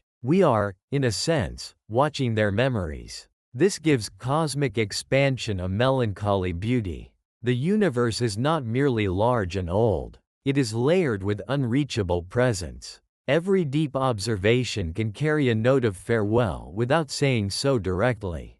And yet none of this should be mistaken for chaos. Expansion is not random flinging. It has structure. It has measurable behavior. Astronomers infer it through redshift, through the stretching of light from distant galaxies, through the large-scale arrangement of the cosmos, through the relic glow of the early universe. The expansion story is not a poetic guess. It is a carefully reconstructed account built from many kinds of evidence. Still, even when measured, it remains difficult to feel. Maybe that is because the local human world trains us in the wrong intuitions. We live among objects that hold their shape. Streets do not lengthen while we walk them. Rooms do not widen while we cross them. The stars overhead look fixed on human timescales. So the universe can seem still even when it is not. But far beyond our daily scale, space is quietly doing something extraordinary.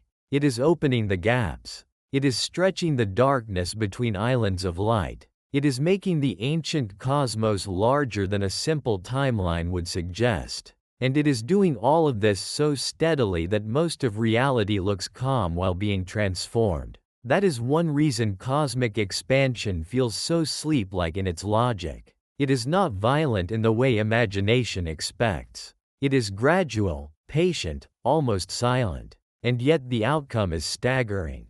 Given enough time and enough distance, the whole map of what can be reached changes. If you are enjoying this slow drift through the deeper logic of the cosmos, you can gently leave a like, or subscribe if you want more quiet journeys like this in the nights ahead. And if you feel like joining in, tell me in the comments whether the strangest idea for you is that space expands at all, that distant galaxies recede faster with distance, or that some of them are already unreachable. Now, there is one more comforting clarification to make before we move on. Even though the universe expands, gravity can still carve out little islands of resistance. Our Milky Way and the Andromeda Galaxy, for example, are not being permanently swept apart by expansion. They are gravitationally bound, and in fact they are expected to merge far in the future. So expansion does not simply tear everything away from everything else without exception. Local structure still matters. Bound systems can hold together against the general widening of the cosmos. That helps keep the picture sane. The universe expands on large scales, but local gravity still writes smaller stories within it. Galaxies still form, stars still burn, planets still orbit, atoms still hold. You still sit here tonight, on a stable world, under a sky that only looks still because the deeper movements happen on scales vast enough to escape immediate notice. But those deeper movements are real. And when we ask whether a person, or a ship, or a civilization could one day reach the farthest regions of the visible universe, those large-scale motions become everything. Because now the question is no longer just, how far is it? The question becomes, can you ever outrun a destination that keeps receding because space itself is stretching? And that leads us to the next step in the story. A natural instinct says yes. Build a faster ship. Travel long enough. Move at nearly the speed of light. Surely that should solve the problem. Surely any destination, no matter how far, can eventually be reached if you just keep going. But the universe has one more surprise waiting there. Even a very fast ship can fail. Not because it is too slow in the ordinary sense, but because when space expands, speed alone is no longer the whole game. And once that truth comes into view, the dream of reaching the edge begins to slip away for good. Part 6: Why a fast spaceship would still fail. There is a very human part of the mind that refuses to give up easily. Even after hearing how large the observable universe is, and even after learning that space itself expands, something inside us still wants to push back. It wants to say, all right, maybe the universe is stranger than it looks, maybe the distances are bigger than I imagined, but surely the real problem is just technology. Surely the limit is practical, not fundamental. Build a better engine. Build a ship that lasts long enough. Fly close enough to the speed of light, and sooner or later, you should be able to go almost anywhere. That instinct is easy to understand. We are a species that has spent thousands of years turning impossible things into ordinary ones. Crossing oceans once seemed unthinkable. Reaching the moon seemed absurd until it wasn't. So when we hear that the edge of the universe cannot be reached, part of us naturally assumes this is just another challenge waiting for a future civilization. Something difficult, yes, but not truly forbidden. And that is where the deeper strangeness begins. Because in the case of the universe, the problem is not just that the journey is long. The problem is that the road itself is changing while you travel. A very fast spaceship sounds like the perfect answer, right up until you realize that speed only helps if the destination stays meaningfully available. On Earth, if a city is very far away, a faster plane solves the problem. If another planet is far away, a faster rocket helps. In ordinary life, distance is something you reduce by moving through it. The faster you move, the quicker the gap closes. But cosmology is not ordinary life. When the universe expands, the gap is not just sitting there waiting patiently for you to cross it. The gap itself is growing.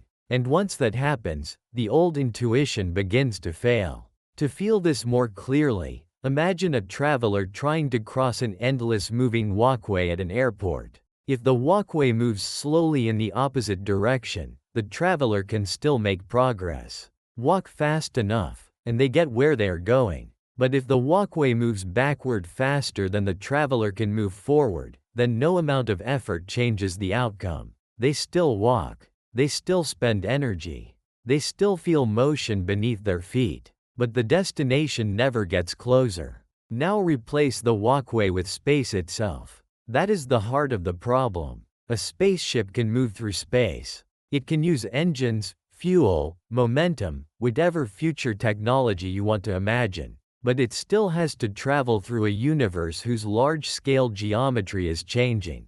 And at great enough distances, that changing geometry begins to matter more than the ship's speed in the ordinary sense. The most obvious limit, of course, is Einstein's speed limit. According to relativity, no object with mass can be accelerated to the speed of light. The closer you get, the harder it becomes to add more speed. The energy required rises more and more dramatically. Light itself, being massless, moves at that ultimate speed. Everything else must remain below it. Even without any cosmic expansion at all, that would already make intergalactic travel daunting beyond belief. The nearest stars are years away at light speed. The Milky Way is about 100,000 light years across. The nearest major galaxy, Andromeda, is about 2.5 million light years away. So even a ship moving very close to the speed of light would still face a universe of extraordinary travel times.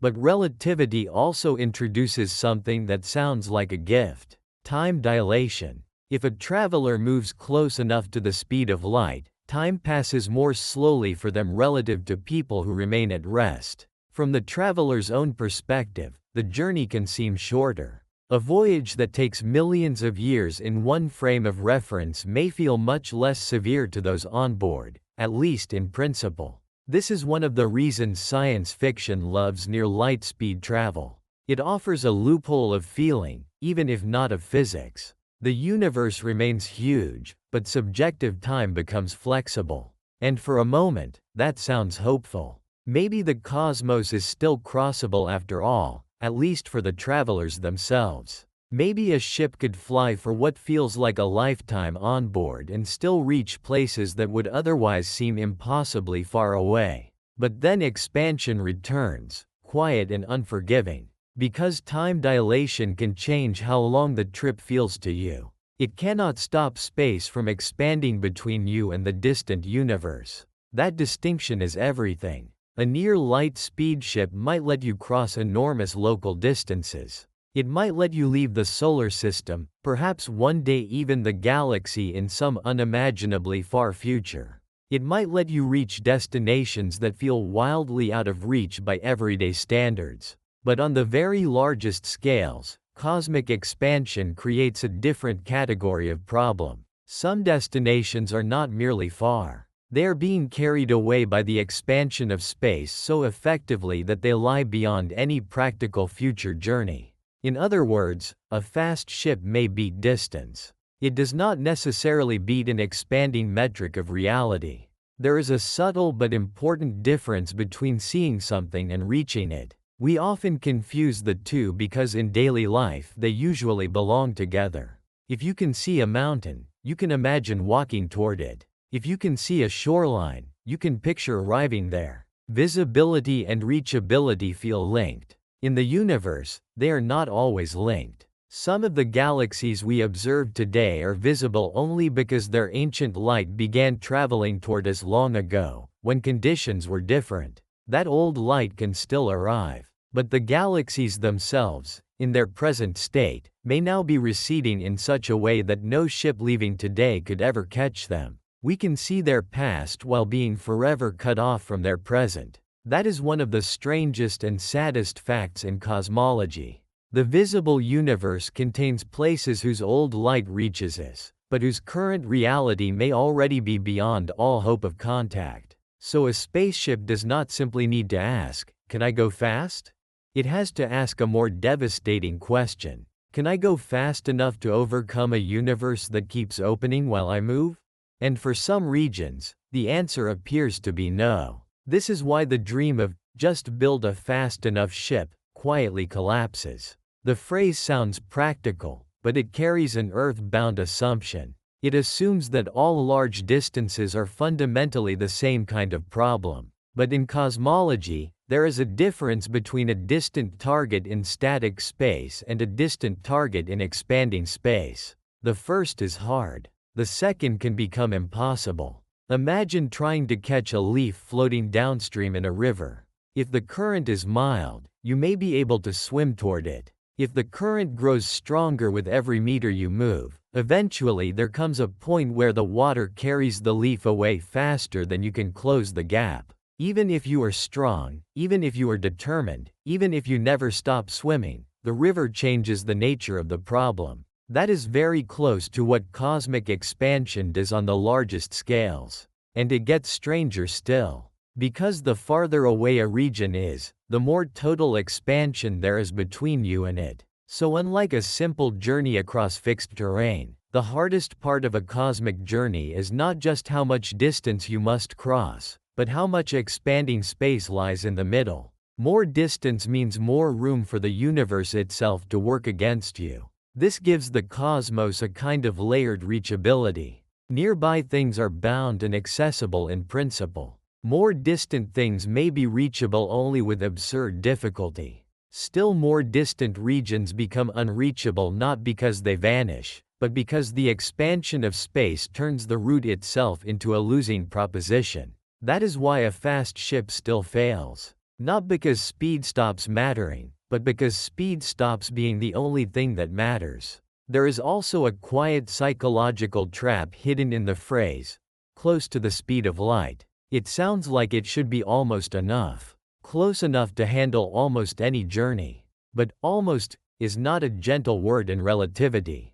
A ship moving at 90% of light speed is astonishingly fast by any human standard, yet the universe is vast enough to make even that seem painfully limited.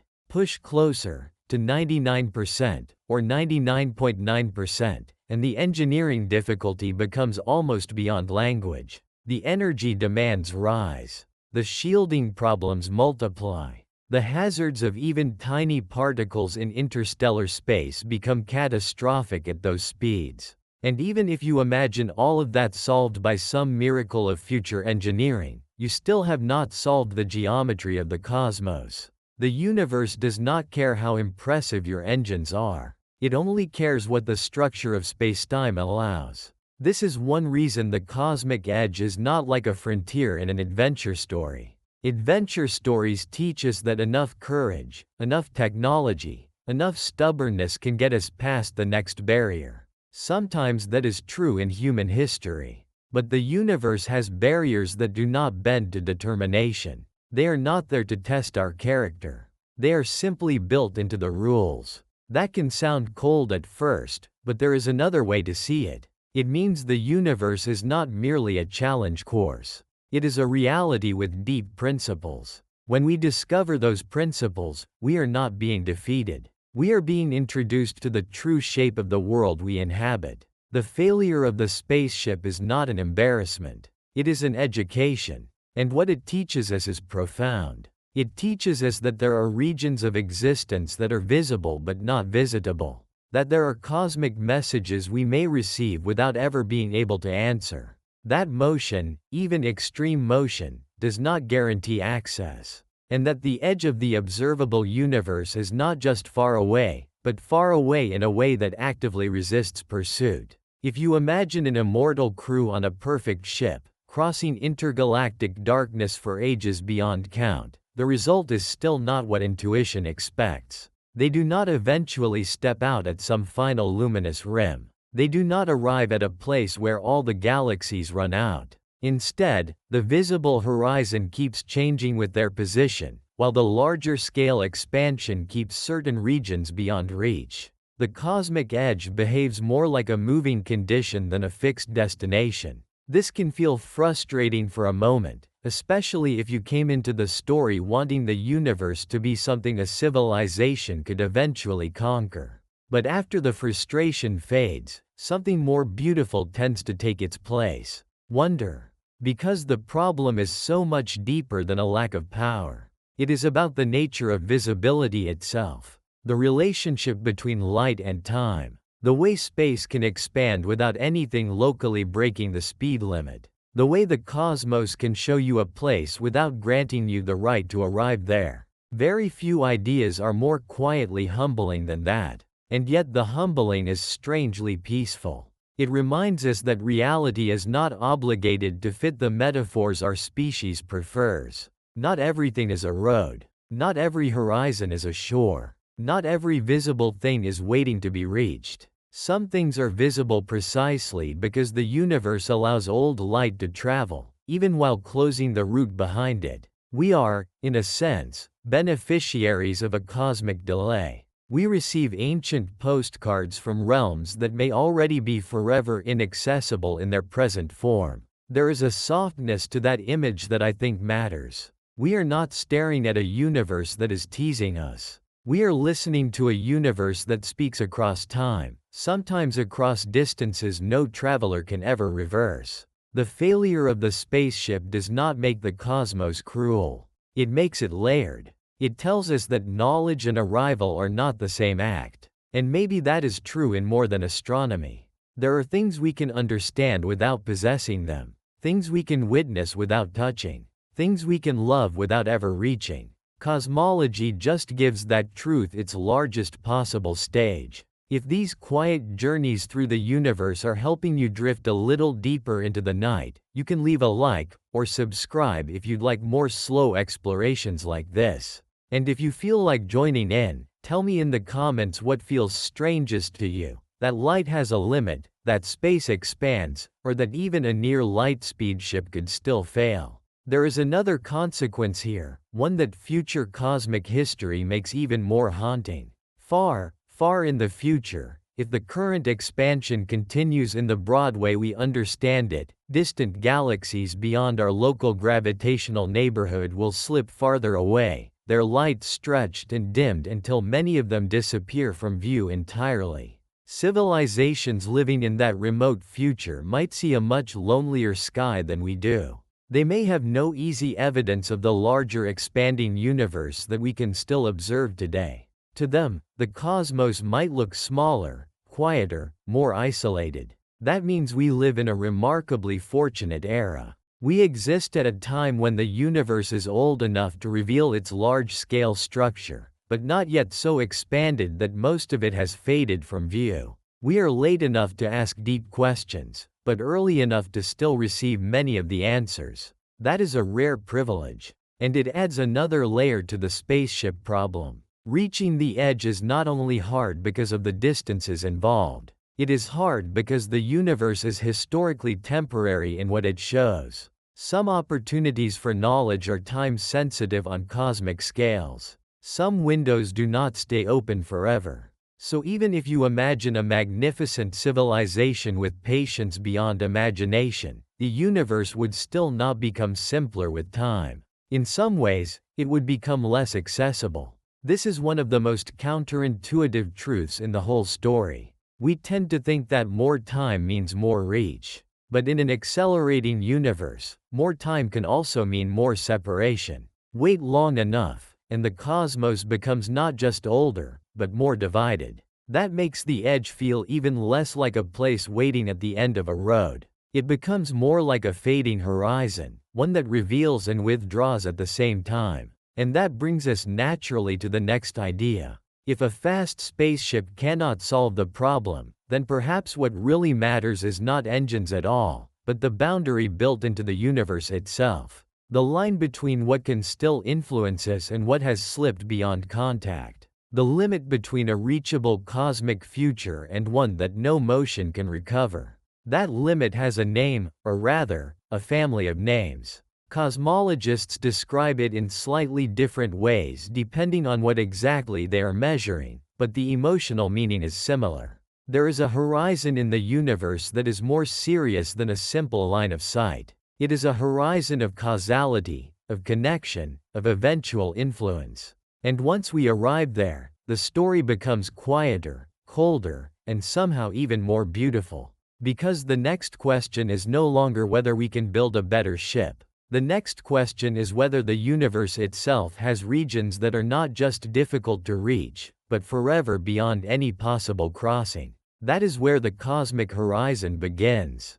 Part 7: The Cosmic Horizon That We Cannot Cross. By this point, the universe has already done something subtle to our intuition. It has taken a question that sounded simple, almost childlike, and slowly turned it into something deeper. At first, we imagined the edge of the universe as a place. somewhere far away, somewhere you might reach if you had enough time, enough fuel, enough courage. Then light complicated that idea. Then expansion complicated it even more. And then the dream of a very fast spaceship began to fade, because the universe was not just large. It was changing while you tried to cross it. Now we come to the quiet line hidden beneath all of that. The horizon. Not the ordinary horizon you see from a beach or an airplane window, but a cosmic horizon. A boundary built into the structure of the universe itself. A limit not just of what we can see, but of what can ever affect us, what can ever send us a message, what can ever become part of our shared future.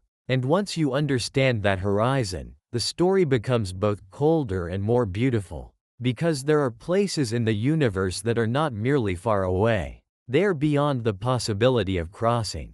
The word horizon is a good one for this, because it carries the right emotional shape. A horizon is something you can see but not quite arrive at. It suggests distance, yes, but also a kind of shifting limit. The more you move, the more it moves with you. It promises the existence of something beyond, while refusing to become a solid destination. That is exactly the feeling cosmology gives us, only on a scale so vast it becomes hard to hold in the mind for more than a few moments at a time. In everyday life, horizons are mostly tricks of perspective. On Earth, the horizon exists because the planet curves away beneath your line of sight. Sail toward it, and it keeps retreating. It never becomes a wall in the ocean. It is only the limit of what can be seen from where you are standing. The cosmic horizon begins with a similar idea, but then becomes much more serious. Because in the universe, the limit is not only about what can be seen right now. It is also about what can ever be reached by light, matter, or influence. That makes it less like a trick of perspective and more like a law. To ease into this, it helps to remember something from the last part. The farther away a galaxy is, the faster it recedes from us because of the expansion of space. Nearby galaxies may drift gently away. Very distant galaxies recede much faster. And beyond a certain scale, the amount of expanding space between us and them becomes so great that the total recession outpaces the speed of light. That statement still sounds a little impossible at first, but it is not a violation of relativity in the usual sense. No galaxy is locally breaking the speed limit in its own neighborhood. What is happening is that the space between us and that galaxy is expanding. And across enough distance, that expansion adds up. This creates an important threshold. There is a distance at which the recession caused by expansion matches the speed of light. In simple language, that distance marks a kind of turning point. Not the final edge of the universe, and not even the full edge of what we can observe, but a meaningful boundary in the flow of cosmic separation. Sometimes this is described using the idea of the Hubble sphere. That phrase sounds technical, but the picture is surprisingly simple. It is the region around us inside which the recession due to expansion is slower than light, and beyond which it becomes faster than light. Now, this part needs to be handled gently, because it is easy to misunderstand. The Hubble sphere is not a hard wall. Light from beyond it can still reach us in some cases, especially if it began traveling under different conditions in the past. The universe evolves, and so these horizons are not as simple as lines painted on a floor. But the emotional truth still matters. There are regions where expansion becomes so dominant that ordinary intuitions about movement and access begin to fail. And beyond that lies an even deeper idea. The cosmic event horizon. This is the one that matters most for the story we are telling. If the universe continues to expand in the broad way we understand now, there are regions so distant that light emitted from them today will never reach us, not ever, no matter how long we wait. Their present and future are cut off from ours. We may still see old light from some of those places, light that began its journey long ago, but new messages sent now will never arrive. That is a difficult thought to absorb all at once, so it is worth slowing down. Imagine a distant galaxy. Its ancient light is still making its way to us. Perhaps that is why we can see it at all. But the galaxy itself is now so far away, and the space between us and it is expanding so strongly, that if someone there switched on a brilliant beacon today and aimed it directly at us, that new light would never get here. Not in 1,000,000,000,000 years. Not in 10,000,000,000,000 years. Not ever. That means our shared causal future with that galaxy is over. We can still receive echoes from its past. We cannot receive its present. And in the deepest sense, that is what a cosmic horizon means. It is not just a limit of sight. It is a limit of relationship. There is something almost haunting in that. The sky begins to feel less like a map of simultaneous existence and more like a museum of delayed contact. Some parts of the universe are still speaking to us from their younger days, while their current reality has already drifted beyond all chance of conversation. If that sounds lonely, it is because on some level it is. The universe is not simply separating matter from matter. It is separating present from present. It is building islands of causality. Now, to be fair, this does not mean everything far away is permanently lost from all influence right away. The details depend on the exact distance, the rate of expansion, and how the future of the universe unfolds. Cosmology has several horizon concepts because the universe is subtle, and one line is not always enough to describe it cleanly. But for the purpose of this journey, the central idea is simple and powerful enough. There are parts of the cosmos that lie beyond any future exchange with us. No ship can go there. No light sent today can get here from there. No reply can ever come back. That is what makes the horizon something we cannot cross. It is not just a far border waiting in darkness.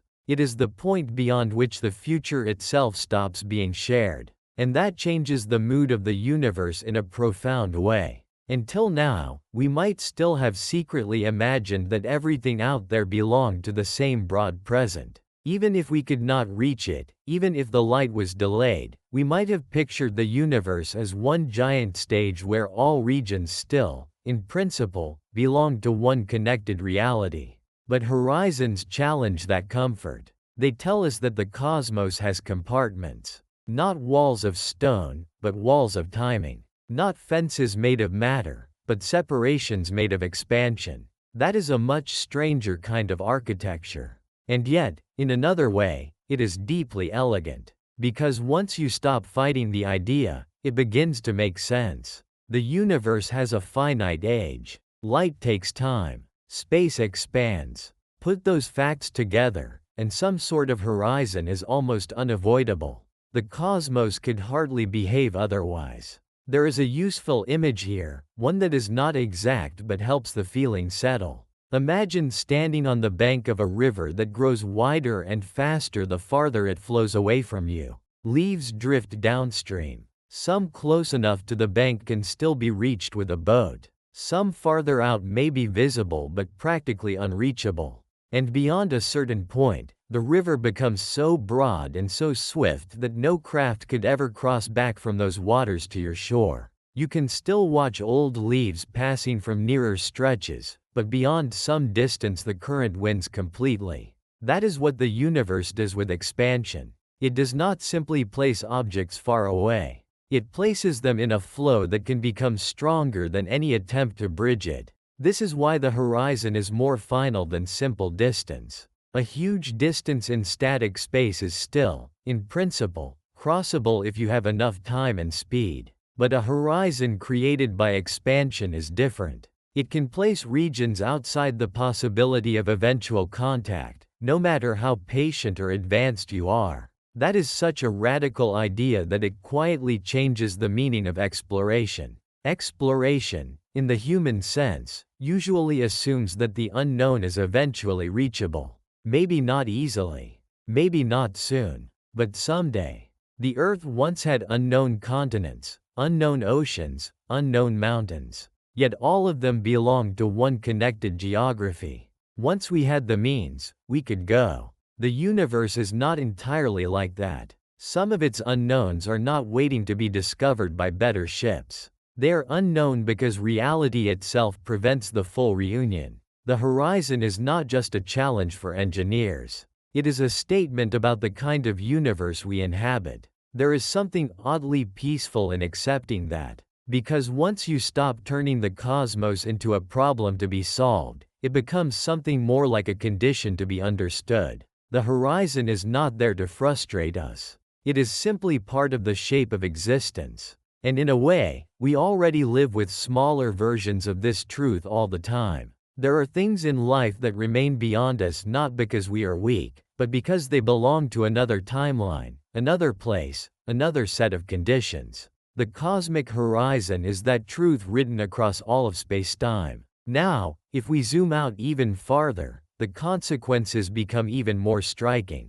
Our galaxy, the Milky Way, belongs to a small gravitational neighborhood called the local group. The Milky Way and Andromeda, along with a number of smaller galaxies, are bound together by gravity. That means cosmic expansion will not tear them apart in the same way it separates more distant galaxies. In fact, Andromeda is moving toward us, and the two great spirals are expected to merge far in the future. So not everything is lost to the horizon. Local gravity can preserve small islands of connectedness inside the expanding sea. That is a comforting fact. It means the universe is not simply dissolving into infinite solitude all at once. It is more delicate than that. Local stories continue.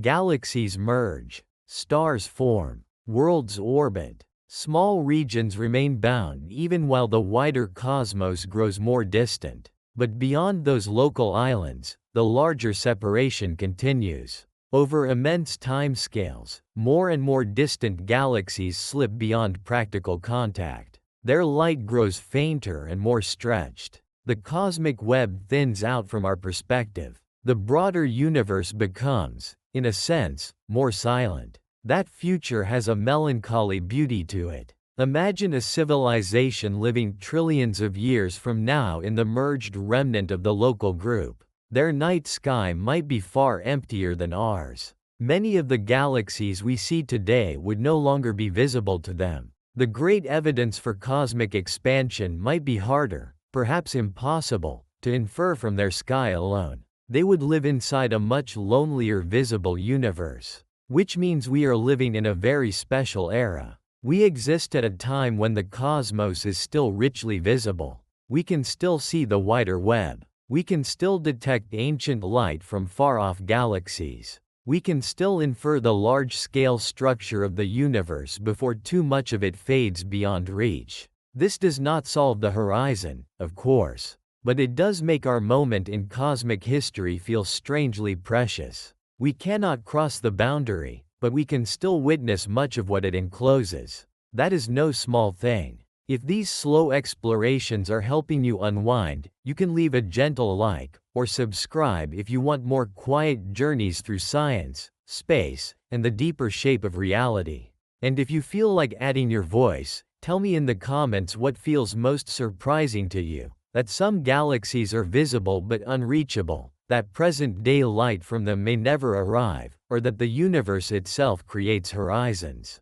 There is also a philosophical softness in all of this that I think is easy to miss. The horizon does not just tell us what we cannot do. It tells us what kind of beings we are. We are creatures inside a finite causal patch, trying to understand a reality that may extend far beyond it. We do not stand outside the universe reading its blueprint. We read it from within one small region of light, one small interval of history, one local bubble of possible contact. The horizon is a reminder that knowledge always has a point of view. And still, despite that, we have discovered so much. We have learned that the sky is old, that light carries history, that space expands, that some regions of the cosmos are already beyond any future exchange with us, that the edge we imagined as a wall is actually something stranger, something woven from time, geometry, and the finite speed of influence. That is remarkable. It means the horizon is not only a limit, it is also a clue. It tells us what the universe must be like in order for such a boundary to exist at all. In that sense, the horizon teaches us. It reveals the large-scale rules by refusing to be crossed. And perhaps that is why the idea stays in the mind long after the numbers fade. Because it touches something more than science.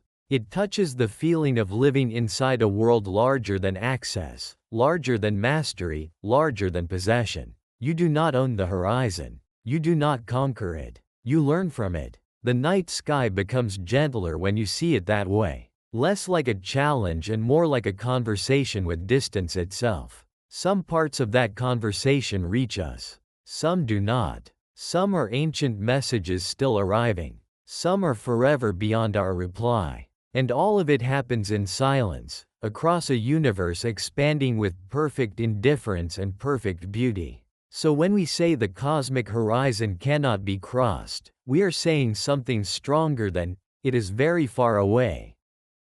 We are saying that there are boundaries written into the future structure of spacetime. We are saying that some regions are no longer part of our eventual causal world. We are saying that the universe contains not only distance, but disconnection. And yet even that disconnection is not empty or meaningless. It has shape. It has logic. It gives the cosmos a kind of tragic grandeur. The visible universe becomes not just a collection of faraway objects, but a delicate zone of possible relationship surrounded by vast regions that may never become part of our lived future.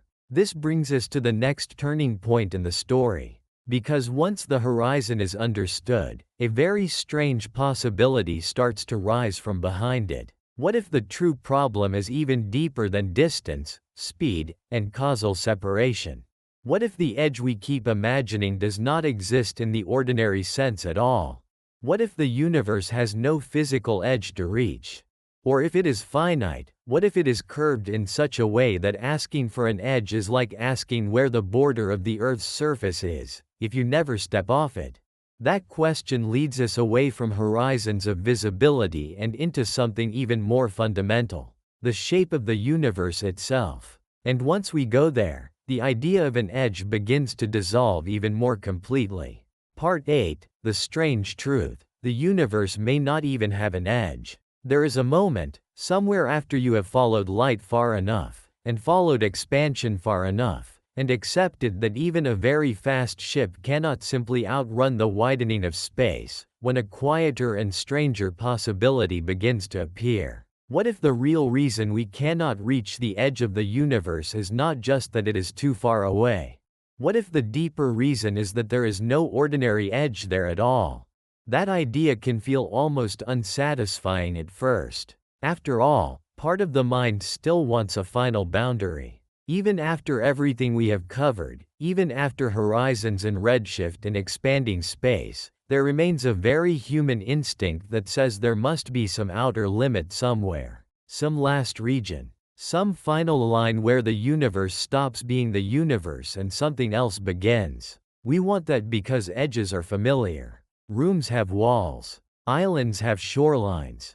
Clouds have outlines. Even the things that seem open, like deserts or oceans, still belong to a planet with a shape and a boundary somewhere. Our thinking is built in a world of objects. So when we imagine the whole cosmos, we instinctively imagine one giant object. But the universe may not be that kind of thing. And that is the part that changes everything. Because once you let go of the idea that the universe must behave like an object sitting inside a larger empty space, the old question begins to loosen in your hands. The edge stops looking like a destination and starts looking like a misunderstanding. Not a foolish misunderstanding, just a deeply natural one. The kind of misunderstanding that comes from trying to picture reality with instincts shaped by small, local things. A good place to begin is with something simpler than the universe. Imagine an ant walking on the surface of the Earth. From the ant's point of view, the world is a surface. It can walk forward, keep going, cross fields and forests and stone and sand, and as long as it keeps following the surface, it never finds an edge in the ordinary sense. There is no point where the ground simply runs out beneath its feet if it stays on the surface. It may meet cliffs, oceans, mountains, deserts, but those are local features, not the edge of the Earth itself. And yet the Earth is not infinite. That is the important part. The Earth's surface is finite. It has a limited size. You can measure its circumference. You can go around it. But being finite does not mean having an edge. The surface is curved in such a way that it closes back on itself. This is one of the first truly helpful ideas for understanding how the universe might behave. Something can be finite without having an edge. That sounds simple when you say it slowly, but it runs directly against ordinary intuition. We are used to finite things being like boxes, tables, books, rooms. They end somewhere. But geometry is richer than everyday furniture. A space can be limited in size and still have no border that a traveler within that space ever reaches. Now, before we go any farther, it helps to be careful with the analogy. The universe is not just the surface of a giant ball floating in higher dimensional emptiness, at least not in any simple way we can confidently picture. The Earth analogy is only meant to illustrate one idea. A space can have no edge even if it is not infinite. That is the door this part of the story walks through. Because when cosmologists ask about the large-scale shape of the universe, they are asking something subtle. They are not just asking how much matter exists or how far galaxies extend. They are asking about the geometry of space itself. Is space flat on the largest scales? Is it curved? If it is curved, how is it curved? Does it go on forever? Does it close back on itself? And the answer to those questions changes what the word edge even means. For many people, the word universe quietly smuggles in another assumption too. It suggests that the universe must be inside something else. A larger void. A greater darkness. A kind of surrounding emptiness into which the universe extends. That is a natural image, but it may be the wrong one. Because in modern cosmology, the universe is not usually understood as an object expanding into pre-existing empty space the way smoke expands into a room. Space itself is what is expanding. That makes the question, what is it expanding into? Much trickier than it first appears. The safest answer is often that it may not need to be expanding into anything external in the everyday sense at all. Expansion can mean that distances inside the universe grow, not that the universe is ballooning into some larger container we could imagine standing outside of. That is hard to feel emotionally, because we are so used to asking what surrounds something. If there is a bubble, what is the air around the bubble? If there is a house, what is outside the house? But the universe may not be the sort of thing that has an outside in the ordinary spatial sense. If space itself is the framework within which inside and outside usually get their meaning, then asking what lies outside all space may be like asking what is north of the North Pole. The grammar of the question feels normal, but the concept may not actually point to a real place. That is one of the reasons the edge can start to dissolve. The more closely we examine the question, the less certain we become that the universe is the kind of thing that ends in a border. Now, when cosmologists talk about the geometry of the universe, they usually describe three broad possibilities in simple terms. The first is that the universe might be flat on large scales. Not flat like a sheet of paper sitting in a room, but flat in the geometric sense. In such a universe, parallel lines stay parallel, the angles of a huge triangle add up in the familiar way, and space does not curve back on itself. A flat universe may extend forever. If so, then there is no edge because there is no end. It simply continues beyond every horizon. The second possibility is positive curvature. In that case, space is curved in a way loosely similar to the surface of a sphere. Again, this does not mean the universe is a literal ball with an outside shell. It means the geometry of space curves back on itself. In a positively curved universe, space could be finite, but still without an edge. Travel far enough in one direction, and in principle you could eventually loop around, much the way you can circle the Earth without falling off it. The third possibility is negative curvature, a kind of saddle-shaped geometry on large scales. In that kind of universe, space would still have no ordinary edge, but it would not close back on itself the same way. It would remain open, stretching without bound. Notice something very important here. None of those simple possibilities requires a normal edge. That is the part that can feel almost shocking once it settles in. The universe may be infinite, which gives you no edge to reach. Or it may be finite but unbounded, which also gives you no edge to reach. In both cases, the familiar fantasy of traveling until you arrive at the last wall of reality begins to fade. You can already feel the question changing. It is no longer, where is the edge? It becomes, was there ever an edge in the sense I imagined? And maybe the answer is no. Our best large-scale measurements suggest that the universe is very nearly flat, at least as far as we can tell from the observable region. That does not guarantee the whole universe is infinite, but it does tell us something important. If space is curved, its curvature is so gentle on the scales we can observe that our visible patch looks extremely flat. That alone makes the cosmos feel vast beyond comfortable imagination. It means that whether the universe is truly infinite or just incredibly, unbelievably large, it does not present itself to us as a neatly bounded thing. This is one reason the word edge can be misleading even before we get into expansion and horizons. It suggests the wrong geometry. It suggests a universe shaped like an object in a child's drawing, a blob in empty blackness. But the real cosmos may be structured more like a whole system of space with its own internal geometry, one that does not offer an external border for a traveler to discover.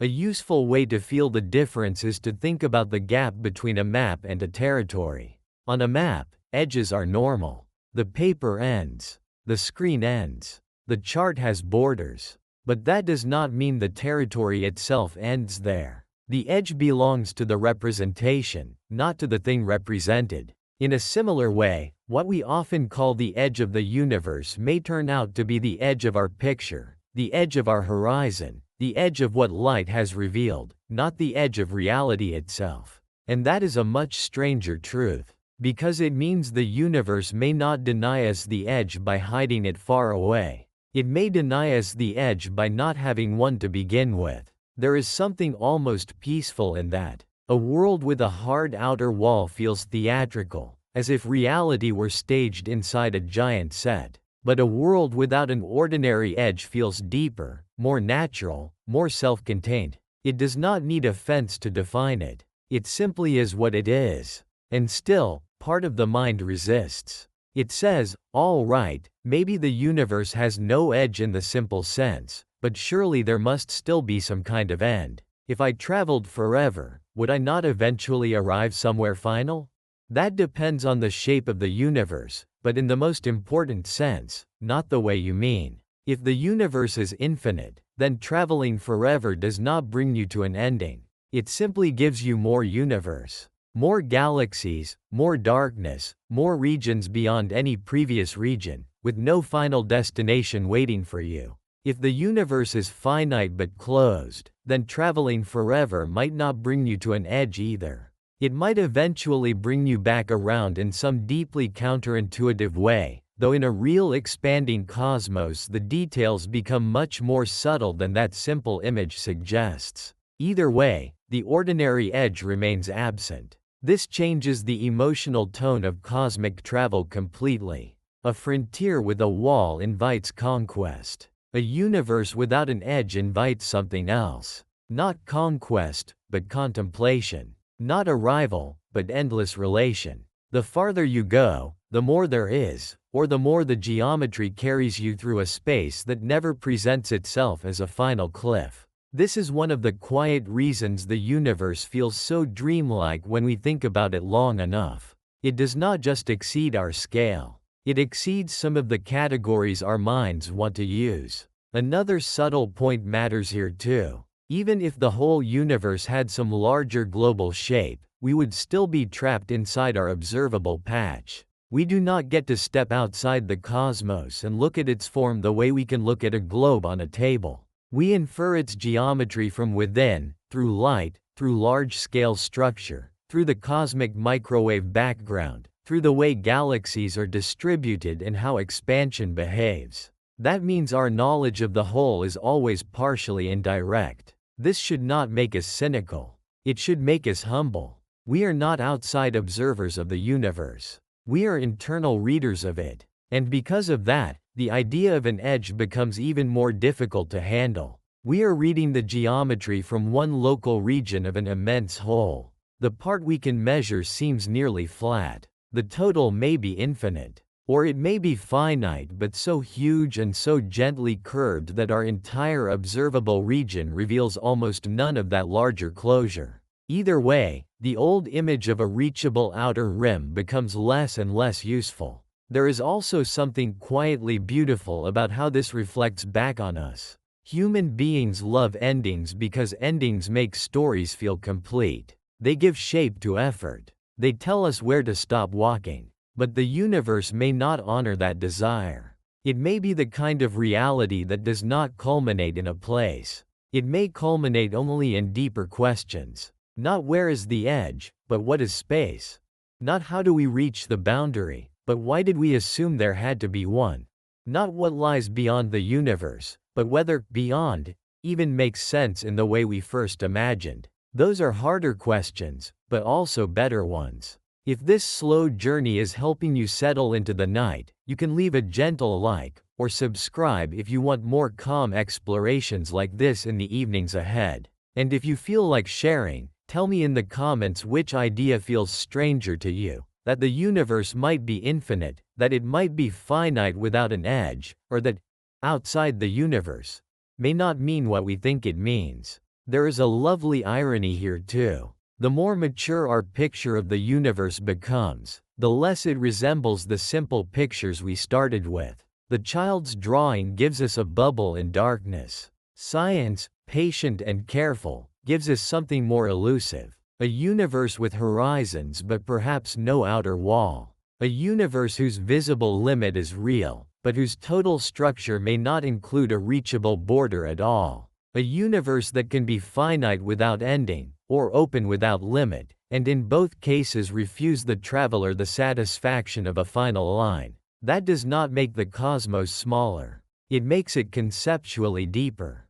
And perhaps that is the real transition this part of the story is trying to make. Up until now, we have mostly been dismantling practical hopes. You cannot reach the observable edge because light takes time. You cannot easily chase it because space expands. A fast spaceship still fails because the geometry of the route changes. The horizon blocks not just travel, but future contact. But now the question itself begins to transform. Maybe the true problem was never just that the edge is too distant. Maybe the true problem is that edge is not the right kind of word for the universe in the first place. There is, however, one more emotional resistance still lingering. Even if the universe has no ordinary edge, a part of the mind still whispers, yes, but if I kept traveling forever, what would it feel like? Would the stars thin out? Would the darkness deepen? Would everything slowly become more empty and more cold? Would there be some sense, not of reaching a wall, but of moving farther and farther away from everything familiar? That is a very human version of the question. And in some ways it is the most interesting one of all, because it is less about geometry and more about experience. What would an endless journey actually be like? Would forever motion bring you closer to understanding, or only reveal more distance? Would the universe feel richer the farther you went, or lonelier? If there is no edge, then what does travel become? That is where the story turns next. Because once the idea of a physical border falls away, the deeper question is no longer whether the universe ends. It is what happens to a traveler in a reality that may never end in the way they expected. Part 9. What would happen if you kept traveling forever? Once you let go of the idea that the universe must end in a wall, the question changes in a quieter way. It becomes less about finding a border, and more about understanding what an endless journey would actually feel like. Because for all the science, all the geometry, all the talk of light and horizons and expansion, there is still something deeply human sitting underneath the question. We do not just want to know whether the edge exists. We want to imagine ourselves in motion. We want to picture a traveler leaving everything familiar behind, moving farther and farther out into the dark, and we want to know what would happen next. Would the stars slowly disappear? Would the galaxies become fewer and fewer, until the whole sky turned empty? Would the traveler eventually feel some change in the texture of reality itself, some subtle sign that they were entering a deeper, stranger region of existence? Or would the universe simply continue, quiet and indifferent, offering more distance in place of any final answer? That is where this part of the journey begins. Imagine, for a moment, that none of the practical obstacles matter. Imagine a ship that can survive almost anything. A ship that can endure not just years, but millions of years, perhaps billions. A ship with perfect protection, perfect endurance, perfect patience. Not because such a thing is easy to build, but because setting those problems aside lets us focus on the deeper question. What would forever travel really reveal? At first, the beginning of the journey would still feel familiar in a cosmic sense. You would leave the Earth, leave the orbit of the Moon, pass the planets, move beyond the last scattered bodies of the solar system, and the Sun would shrink from a blinding local star into one distant light among many. The planets would vanish into darkness. The Kuiper belt would fall behind. The broad glow of the Milky Way would still stretch around you, but even that, eventually, would begin to change. Because once you move far enough from home, the sky stops looking like the sky you were born under. The constellations, which have guided human imagination for thousands of years, would begin to deform. Orion would lose its familiar outline. The Big Dipper would no longer look like a dipper. The bright patterns our ancestors gave names to would turn into different patterns, because constellations are only local illusions. They depend on where you are standing. Change the viewpoint enough, and the old shapes dissolve. That alone says something beautiful about travel in the universe. Even before you reach another star, even before you leave the galaxy, the sky itself begins to admit that it was never fixed. It only ever looked stable because we were small and still. Keep going, and the local stars thin out. The Milky Way, that wide river of pale light across the sky, would stop being an all-enclosing band and begin to look more like what it truly is from the outside, a galaxy. A structured thing. A luminous disk of hundreds of billions of stars, seen more clearly the farther you pull away. The cosmic home that once felt endless would now reveal itself as one system among many. And perhaps that would be one of the first emotional shocks of endless travel. Not fear, exactly. Not even loneliness at first. Just a deep rearrangement of scale. The thing that once felt like the whole sky becomes an object. That happens again and again in cosmology. A planet becomes a world. A star system becomes a neighborhood. A galaxy becomes an island. A cluster becomes part of a web. And with each step, what once felt complete becomes local. There is something humbling in that rhythm, but also strangely comforting. It suggests that reality is not built around our first impressions. It unfolds in layers. Every horizon we outgrow reveals a larger one. Now suppose the ship continues. Far beyond the Milky Way. Past the halo of dark matter that surrounds our galaxy. Past the dwarf galaxies that orbit it, out into the local group. Andromeda, once a misty neighbor seen from Earth, grows in scale and detail. Other smaller galaxies drift in the dark like embers in an enormous chamber. Eventually even the local group itself begins to feel like a bounded structure, one gravitational family within a much larger cosmic landscape. And that landscape, on large enough scales, would not look random. This is important, because popular imagination often pictures the universe as galaxies sprinkled loosely through emptiness like glitter thrown into the air. But on the grandest scales we can map, the universe has a kind of architecture.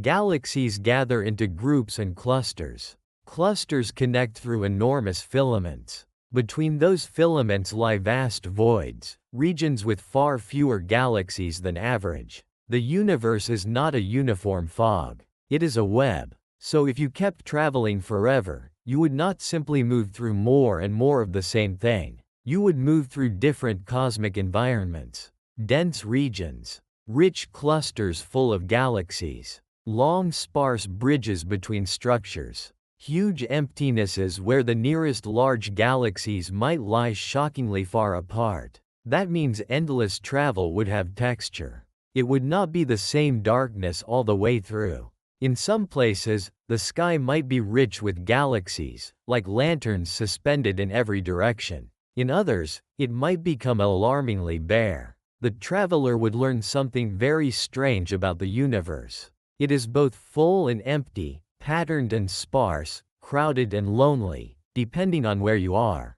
And that, perhaps, is one answer to the emotional question. If you traveled forever, you would not be heading toward a single final mood. You would be moving through alternating moods written into the structure of the cosmos itself. Sometimes grandeur, sometimes isolation, sometimes beauty so dense it almost feels impossible, sometimes emptiness so vast that even beauty seems to whisper instead of sing. Still, none of this gives you an edge. That is the important part. Even after crossing distances so large that human history would feel microscopic by comparison, you would not arrive at a final rim where reality visibly runs out. You would simply continue encountering more universe, or more of whatever larger geometry the universe contains. The destination would keep retreating into concept rather than place. And there is another layer to this, one that makes endless travel even stranger.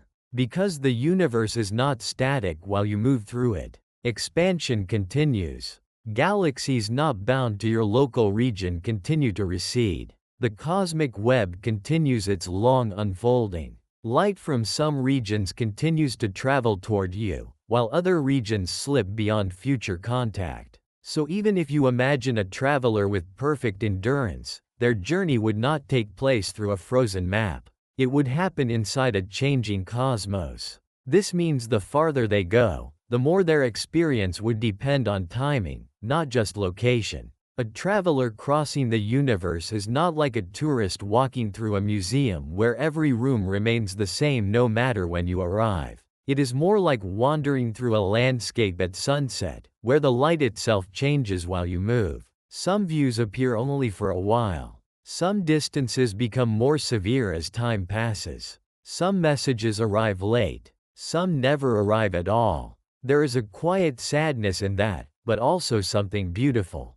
It means the universe is not only large, it is historical. Travel is never just movement through space. It is also movement through cosmic time. And that creates one of the strangest answers of all to the question of forever travel. If you kept going forever, you would not necessarily get closer to the edge, but you would continuously change what counted as visible, reachable, and meaningful from where you were. Your horizon would move with you. New regions would enter your observable patch. Old regions would fall farther behind. You would not be chasing a single universal border. You would be carrying your own shifting boundary of knowability wherever you went. That is such a different picture from the one we usually imagine. We picture a traveler moving toward a fixed destination, but in reality, the traveler's very act of moving would redefine the visible cosmos around them. In a sense, the journey would never end because the edge would never solidify into a place.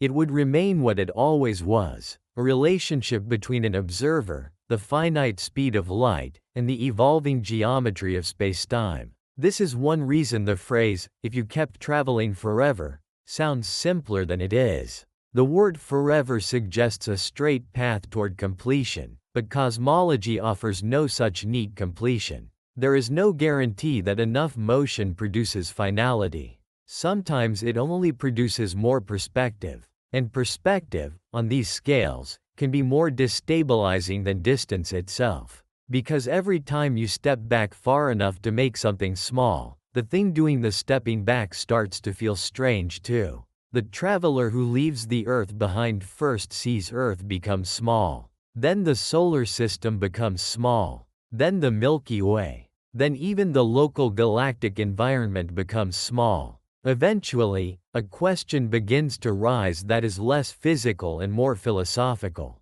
What counts as home in a universe where every structure can become local from a larger point of view?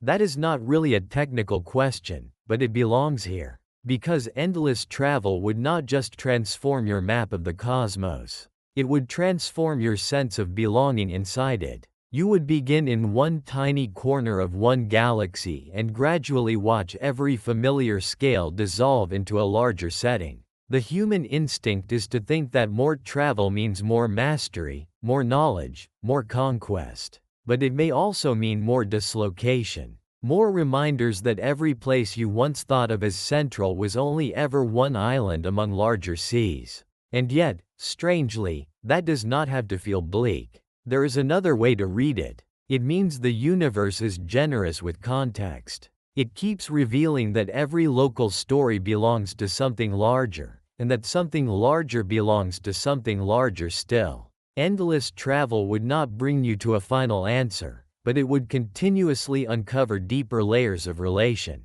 Earth to solar system to galaxy, galaxy to cluster, cluster to web, web to cosmic horizon, horizon to geometry, geometry to questions that perhaps no traveler can finish asking. That kind of endlessness is not empty. It is structured mystery. Now imagine the same traveler continuing not for millions, but for unthinkable spans of time. The stars they knew die out. New stars form elsewhere and die as well. Galaxies merge. Clusters evolve. Expansion keeps widening the great dark spaces. The universe that once looked rich with visible companions may begin, over extreme timescales, to look more isolated.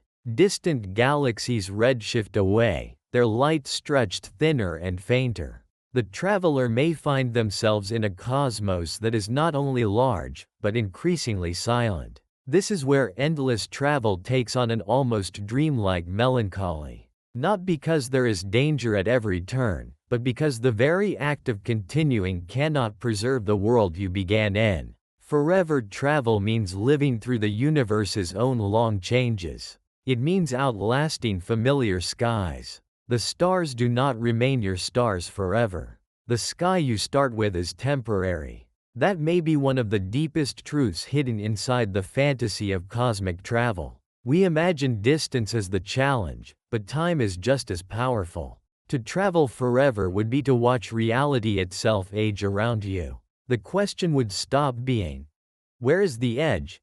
And become, what remains as everything changes? Some things would remain for a very long time. Gravity-bound systems would continue their local dances. Stars would continue to shine in some places. Galaxies would continue their slow rotations. But the broader visible richness of the cosmos, the easy evidence that the universe is full of other galaxies, would not remain equally available forever. In that sense, endless travel does not carry you toward a grand reveal. It may also carry you into a thinner and lonelier observational future. That sounds tragic, but perhaps only if we insist that the universe owes us permanence. It does not. Its beauty lies partly in the fact that it unfolds in time. A sunset is beautiful partly because it does not last. A night sky is beautiful partly because it carries ancient light that arrived only after a long journey. A civilization capable of asking these questions is beautiful partly because it appears in a narrow interval between cosmic ignorance and cosmic fading. So perhaps the traveler who kept going forever would learn the same lesson in larger form. Not that the universe is empty, but that its meanings are tied to moments. Not that reality is cruel, but that it is not fixed. Not that the edge was hidden from them, but that the universe was never built as a story with a simple ending. There is also one more subtle answer to the question of what forever travel would feel like. It would likely feel, more and more, like traveling through information rather than through objects. At first, a traveler thinks in terms of stars, galaxies, destinations. But the deeper truth is that every encounter depends on signals. On light. on what has had time to arrive, on what expansion allows to remain in contact. In that sense, forever travel is not just motion through matter.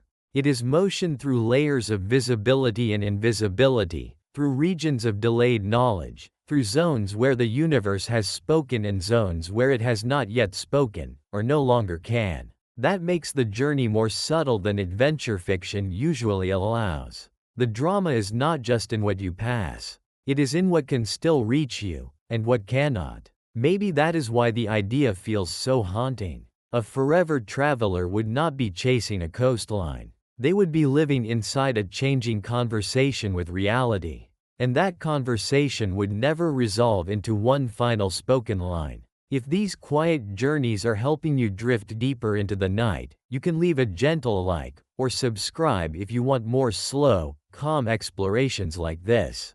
And if you feel like joining in, tell me in the comments what feels most strange to you, that the sky would change completely, that your horizon would move with you, or that forever travel might never bring a final destination at all. So in the end, what would happen if you kept traveling forever?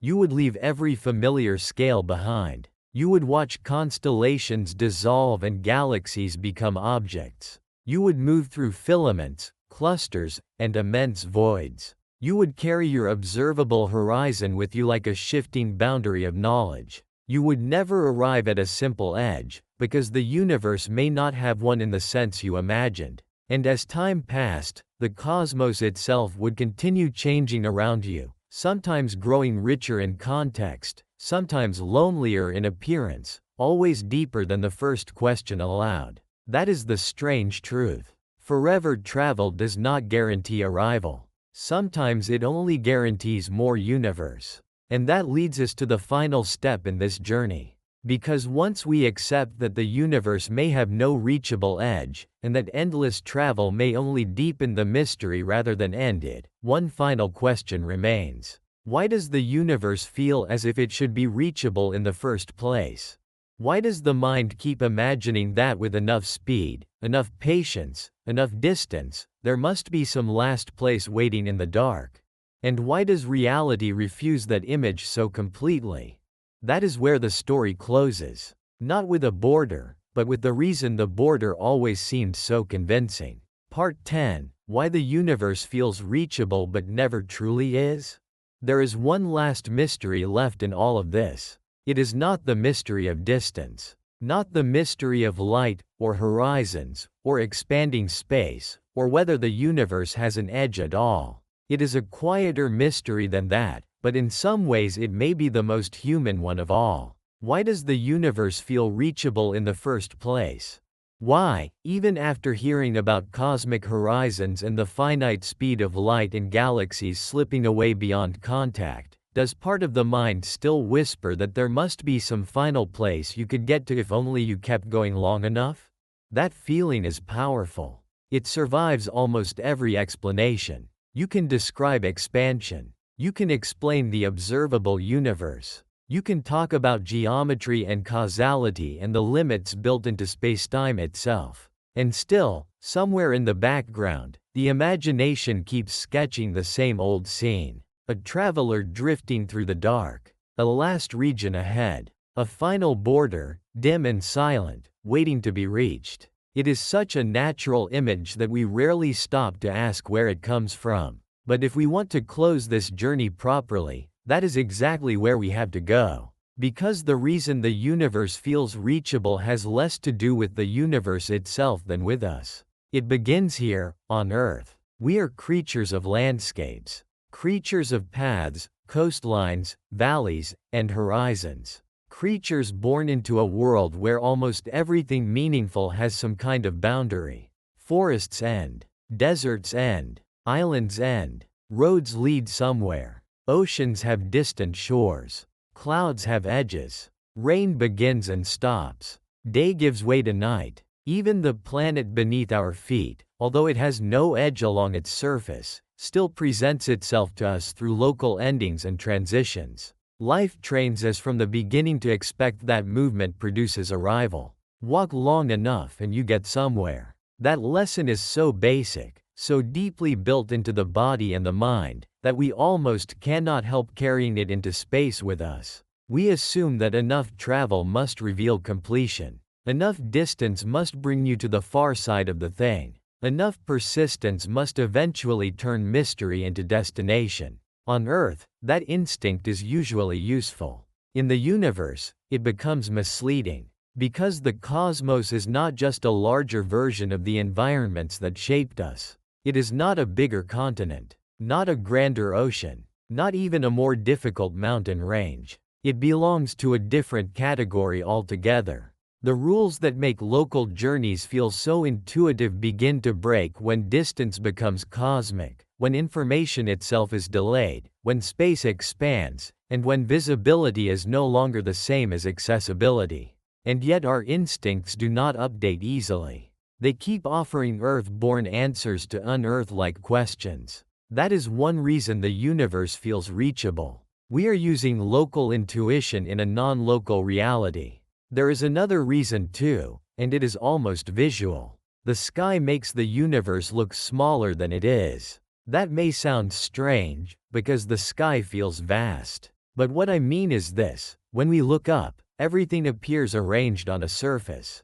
The stars seem pinned to a dome. The moon seems to share the same theater as the nearest bright stars. Even deep sky images, when we see them in photographs, flatten enormous depth into something our minds can take in at a glance. The eye is not naturally good at feeling cosmic distance. It is good at pattern, brightness, contrast, shape. It turns the sky into an image. And images invite the idea of completion. If something can be seen as a whole, the mind assumes it can be crossed as a whole. That is part of the illusion. The night sky presents vast depth as if it were a scene. But it is not a scene in the ordinary sense. It is an archive of staggered times, layered distances, and delayed messages. The bright stars are not neighbors of the dim galaxies in any simple way. The faint glow of the early universe is not a backdrop in the artistic sense. It is ancient radiation arriving from a cosmic past so remote that the language of everyday seeing barely fits it. Still, the eye says otherwise.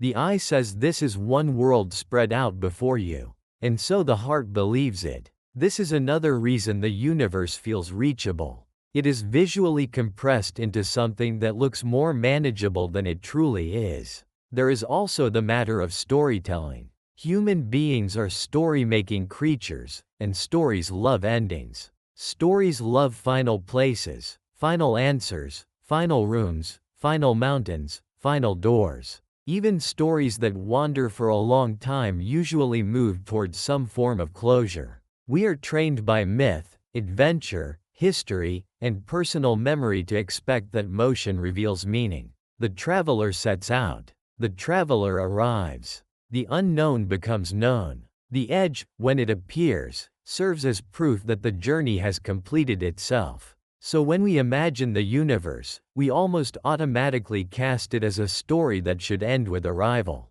Find the edge. Touch the boundary. See what lies beyond. Close the circle. But the universe is not obligated to behave like a human story.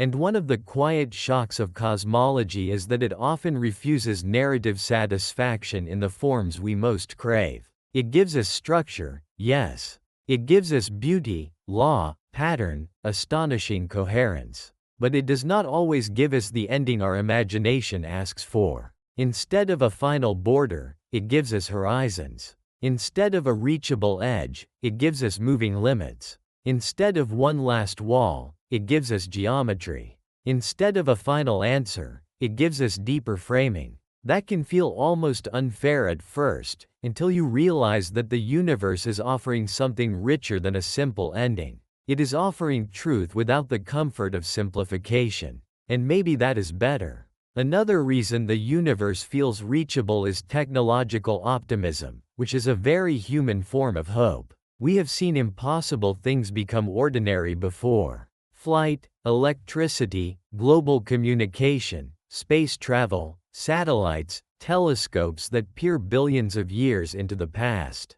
We have good reason to distrust claims that something is impossible just because it is difficult. Human history contains too many broken ceilings for that. So when someone says we cannot reach the edge of the universe, the natural reply is, not yet. Not yet with our current engines. Not yet with our current lifespans. Not yet with our current physics. Not yet with our current imagination. That response carries courage, and in many contexts it is wise. But this time, the universe pushes back in a different way. Because the barriers here are not only technological. They are woven into the structure of spacetime itself. Light has a finite speed. The universe has a finite age. Expansion stretches distances while messages travel. Horizons divide what can still share a future from what cannot. And the total universe may not have an ordinary edge at all. Those are not engineering problems in the usual sense.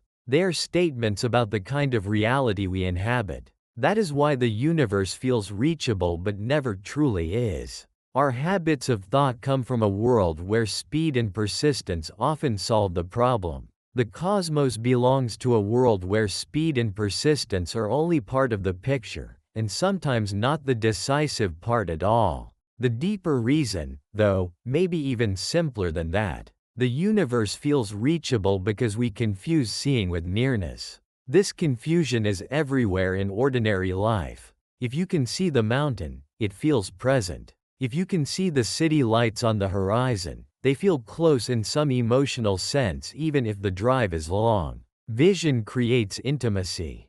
It makes things feel available. But in the universe, seeing is often an encounter with the ancient, not the nearby. A galaxy can be visible and impossibly remote. A cosmic background glow can be detectable and yet represent a boundary of direct visibility that no traveler could simply go touch in the naive sense. The sky tempts us into thinking that what is visible is part of a shared, reachable now. But much of what is visible is past light from regions whose present state may already be beyond any future contact. That is a breathtaking kind of deception. The cosmos lets us see without letting us arrive. And once you understand that, a lot of the old intuition begins to soften. The universe is not teasing us. It is not hiding the edge out of spite. It is simply structured in such a way that visibility and reachability part ways. You can receive the message and still never meet the sender. You can observe the light and still never cross the distance. You can map the horizon and still never turn it into a place. That is not failure. It is the nature of the thing. At this point, it may help to gather everything together, calmly, one last time. If by edge we mean the observable limit, then the universe feels reachable because horizons on Earth are often reachable in practice. But the observable edge is not like a shoreline. It is a boundary created by time and light, and it moves with the observer. Travel far enough and your visible patch changes, but the horizon does not become a final wall you can put your hand on. If by edge we mean the actual end of all space, then the universe feels reachable because we instinctively expect large things to behave like objects. But the universe may not have an edge in that sense at all. It may be infinite. Or it may be finite and still unbounded, curved in such a way that no ordinary border ever appears. If by reachable we mean conquerable with enough technology, then the universe feels reachable because human history rewards boldness. But cosmic expansion and causal horizons impose limits that are deeper than mere engineering. Some parts of the universe can be seen in ancient light while their present selves remain forever inaccessible. So in every version of the question, the feeling of reachability comes from a mismatch. A mismatch between human intuition and cosmic structure. A mismatch between what sight suggests and what physics allows. A mismatch between the kind of stories we like and the kind of universe we actually have. And that brings us, very gently, to something surprisingly beautiful. Because once you stop asking the universe to be reachable in the way Earth trained you to expect, a different relationship becomes possible. You stop seeing the cosmos as a challenge to be completed and start seeing it as a reality to be understood. the meaning shifts. The value is no longer in eventually standing at the edge. It is in learning why the edge keeps dissolving when you try to define it. In that sense, our greatest triumph was never going to be physical arrival. It was always comprehension. Not complete comprehension, of course. The universe is still deeper than our models, still richer than our metaphors, still alive with unanswered questions. But from one small world orbiting one ordinary star, we have already learned something astonishing. We have learned that the sky is old. We have learned that light carries time. We have learned that space expands. We have learned that horizons are built into reality. We have learned that the observable universe is vast beyond intuition, and that even this may be only a local portion of something far greater. That is extraordinary. And it changes what it means to be small. People often hear the scale of the universe and think it reduces us, makes us insignificant, turns human life into dust. But maybe that is not the only reading. Maybe the better reading is that significance was never about size in the first place. Maybe significance lies in the rare fact that matter, under the right conditions, can wake up and ask where it is. The universe may not be reachable, but it is, to a remarkable extent, intelligible. And perhaps that is the more intimate gift. A border you could touch would satisfy curiosity for a moment. An endless reality that can be partly understood gives curiosity a home. There is also something deeply calming in the idea that the universe is not waiting for us to finish it. We are so used to goals, targets, endpoints, milestones, checklists. Reach this, build that, complete the map, solve the puzzle. But the cosmos may not belong to the category of things one completes. It may belong to the category of things one lives with, studies, wonders at, and slowly understands without ever exhausting. There is peace in that, once the need for conquest fades. You do not have to get to the edge for the universe to be meaningful. You do not have to cross every distance for the night sky to matter. You do not have to finish the cosmos in order to belong to it. In fact, belonging may have been the quieter truth all along. We are not outside the universe trying to break in. We are inside it, made of it, thinking about it. The atoms in your body came from ancient stars. The brain imagining cosmic horizons is itself a local event in the life of the cosmos. In the strangest and most literal sense, the universe is already here, looking at itself through you. That does not shrink the mystery. It makes the mystery intimate. If these slow journeys through space and reality have been good company for your night, you can leave a gentle like, or subscribe if you'd like more calm explorations like this. And if you feel like adding one quiet thought before sleep, tell me in the comments what feels most beautiful to you. That the universe may have no edge, that light lets us see the past, or that we can understand so much from one small corner of space. There is one final image I want to leave you with. Imagine standing outside on a clear night, far from city lights. The sky above is dark and full, and for a moment it feels almost close enough to touch. That feeling is ancient. Human beings have felt it for thousands of years. The stars look near in the emotional sense. They invite the hand, the dream, the journey. They seem to belong to one quiet roof over the world. Now imagine keeping that feeling, but letting knowledge gently deepen it. The stars are not a roof. They are distance and history. The galaxies are not decorations. They are islands of ancient light. The dark between them is not empty in any simple sense. It is expansion, delay, and the crossing of time. The edge is not a wall waiting in silence. It is a horizon of what light has had time to say. And beyond that horizon, there may be more universe than we will ever see, perhaps without end, perhaps curved beyond intuition, but not arranged for our arrival. And still, none of that makes the sky colder. If anything, it makes it warmer. Because the night above is no longer just pretty darkness. It becomes a conversation stretching across billions of years. A conversation we are lucky enough to hear at all. We live at a moment when the universe is old enough to tell us extraordinary things, but not yet so old that most of its great visible structures have faded away. We are here in time to ask, here in time to listen, here in time to understand at least a little. That is enough to make the cosmos feel not conquered, but shared. So why does the universe feel reachable but never truly is? Because we were shaped by a smaller world. Because the eye turns depth into seeing. Because stories teach us to expect endings. Because seeing feels like nearness. Because technology has taught us to trust progress. And because the universe is stranger, calmer, and more profound than all of those instincts. It gives us horizons instead of walls, geometry instead of borders, ancient light instead of immediate presence, understanding instead of arrival. And maybe that is the perfect ending for a question like this. Not a final edge in the dark, not a traveler touching the last boundary of space, but a quieter realization. The universe was never meant to be finished by us, only wondered at, only explored in part, only understood slowly. And perhaps that is why it remains so beautiful.